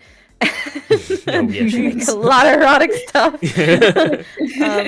That's mostly where I exist is Twitch, YouTube, Patreon, Fansly, and if you want to help me get my ex Twitter, Witter, whatever it's called, out of jail, feel free to interact before February 11th because I keep posting previews of my model. Spam cute animal gifs in their comments. Yeah, that's your Oh mission. my gosh. That's your mission. Please, Interact I love with cute Arigomu. animals. Maybe do it for all of us. I think we're all probably We're shadow probably banned. all shadow banned. Yeah. If you think exercise or yoga or essential oils will cure us, you're wrong. But animal gifts?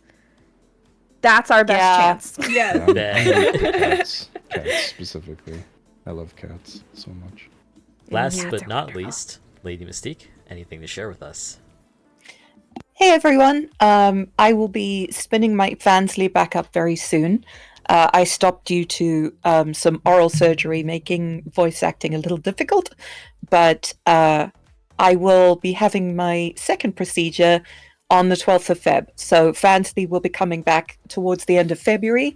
I am relaunching my channel on Twitch very, very soon. All the things are locked and loaded. You can find all of my links at ladymystique.tv.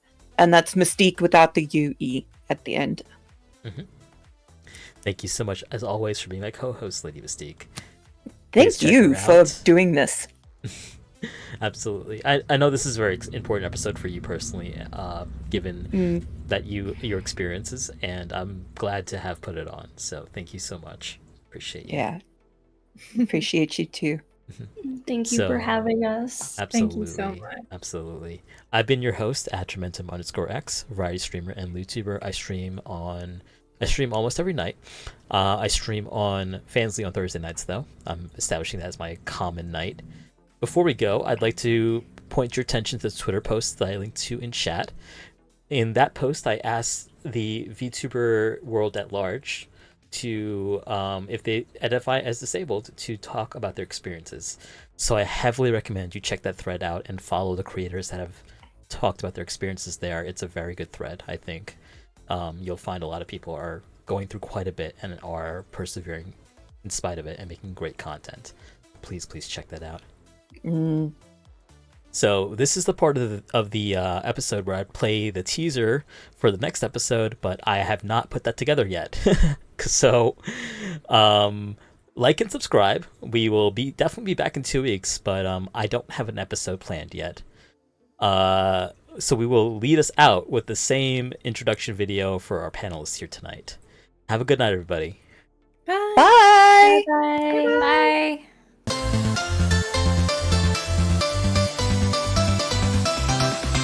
Oh, Aries still on there. I got it.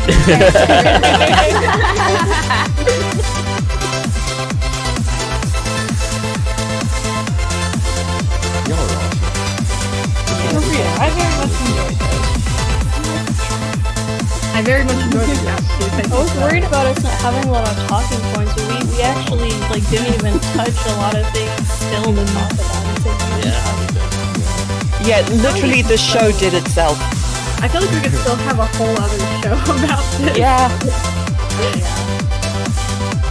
feel like there's just so much that goes in. Like there's a lot of things have like a life experience, but there's this. Oh, they can still.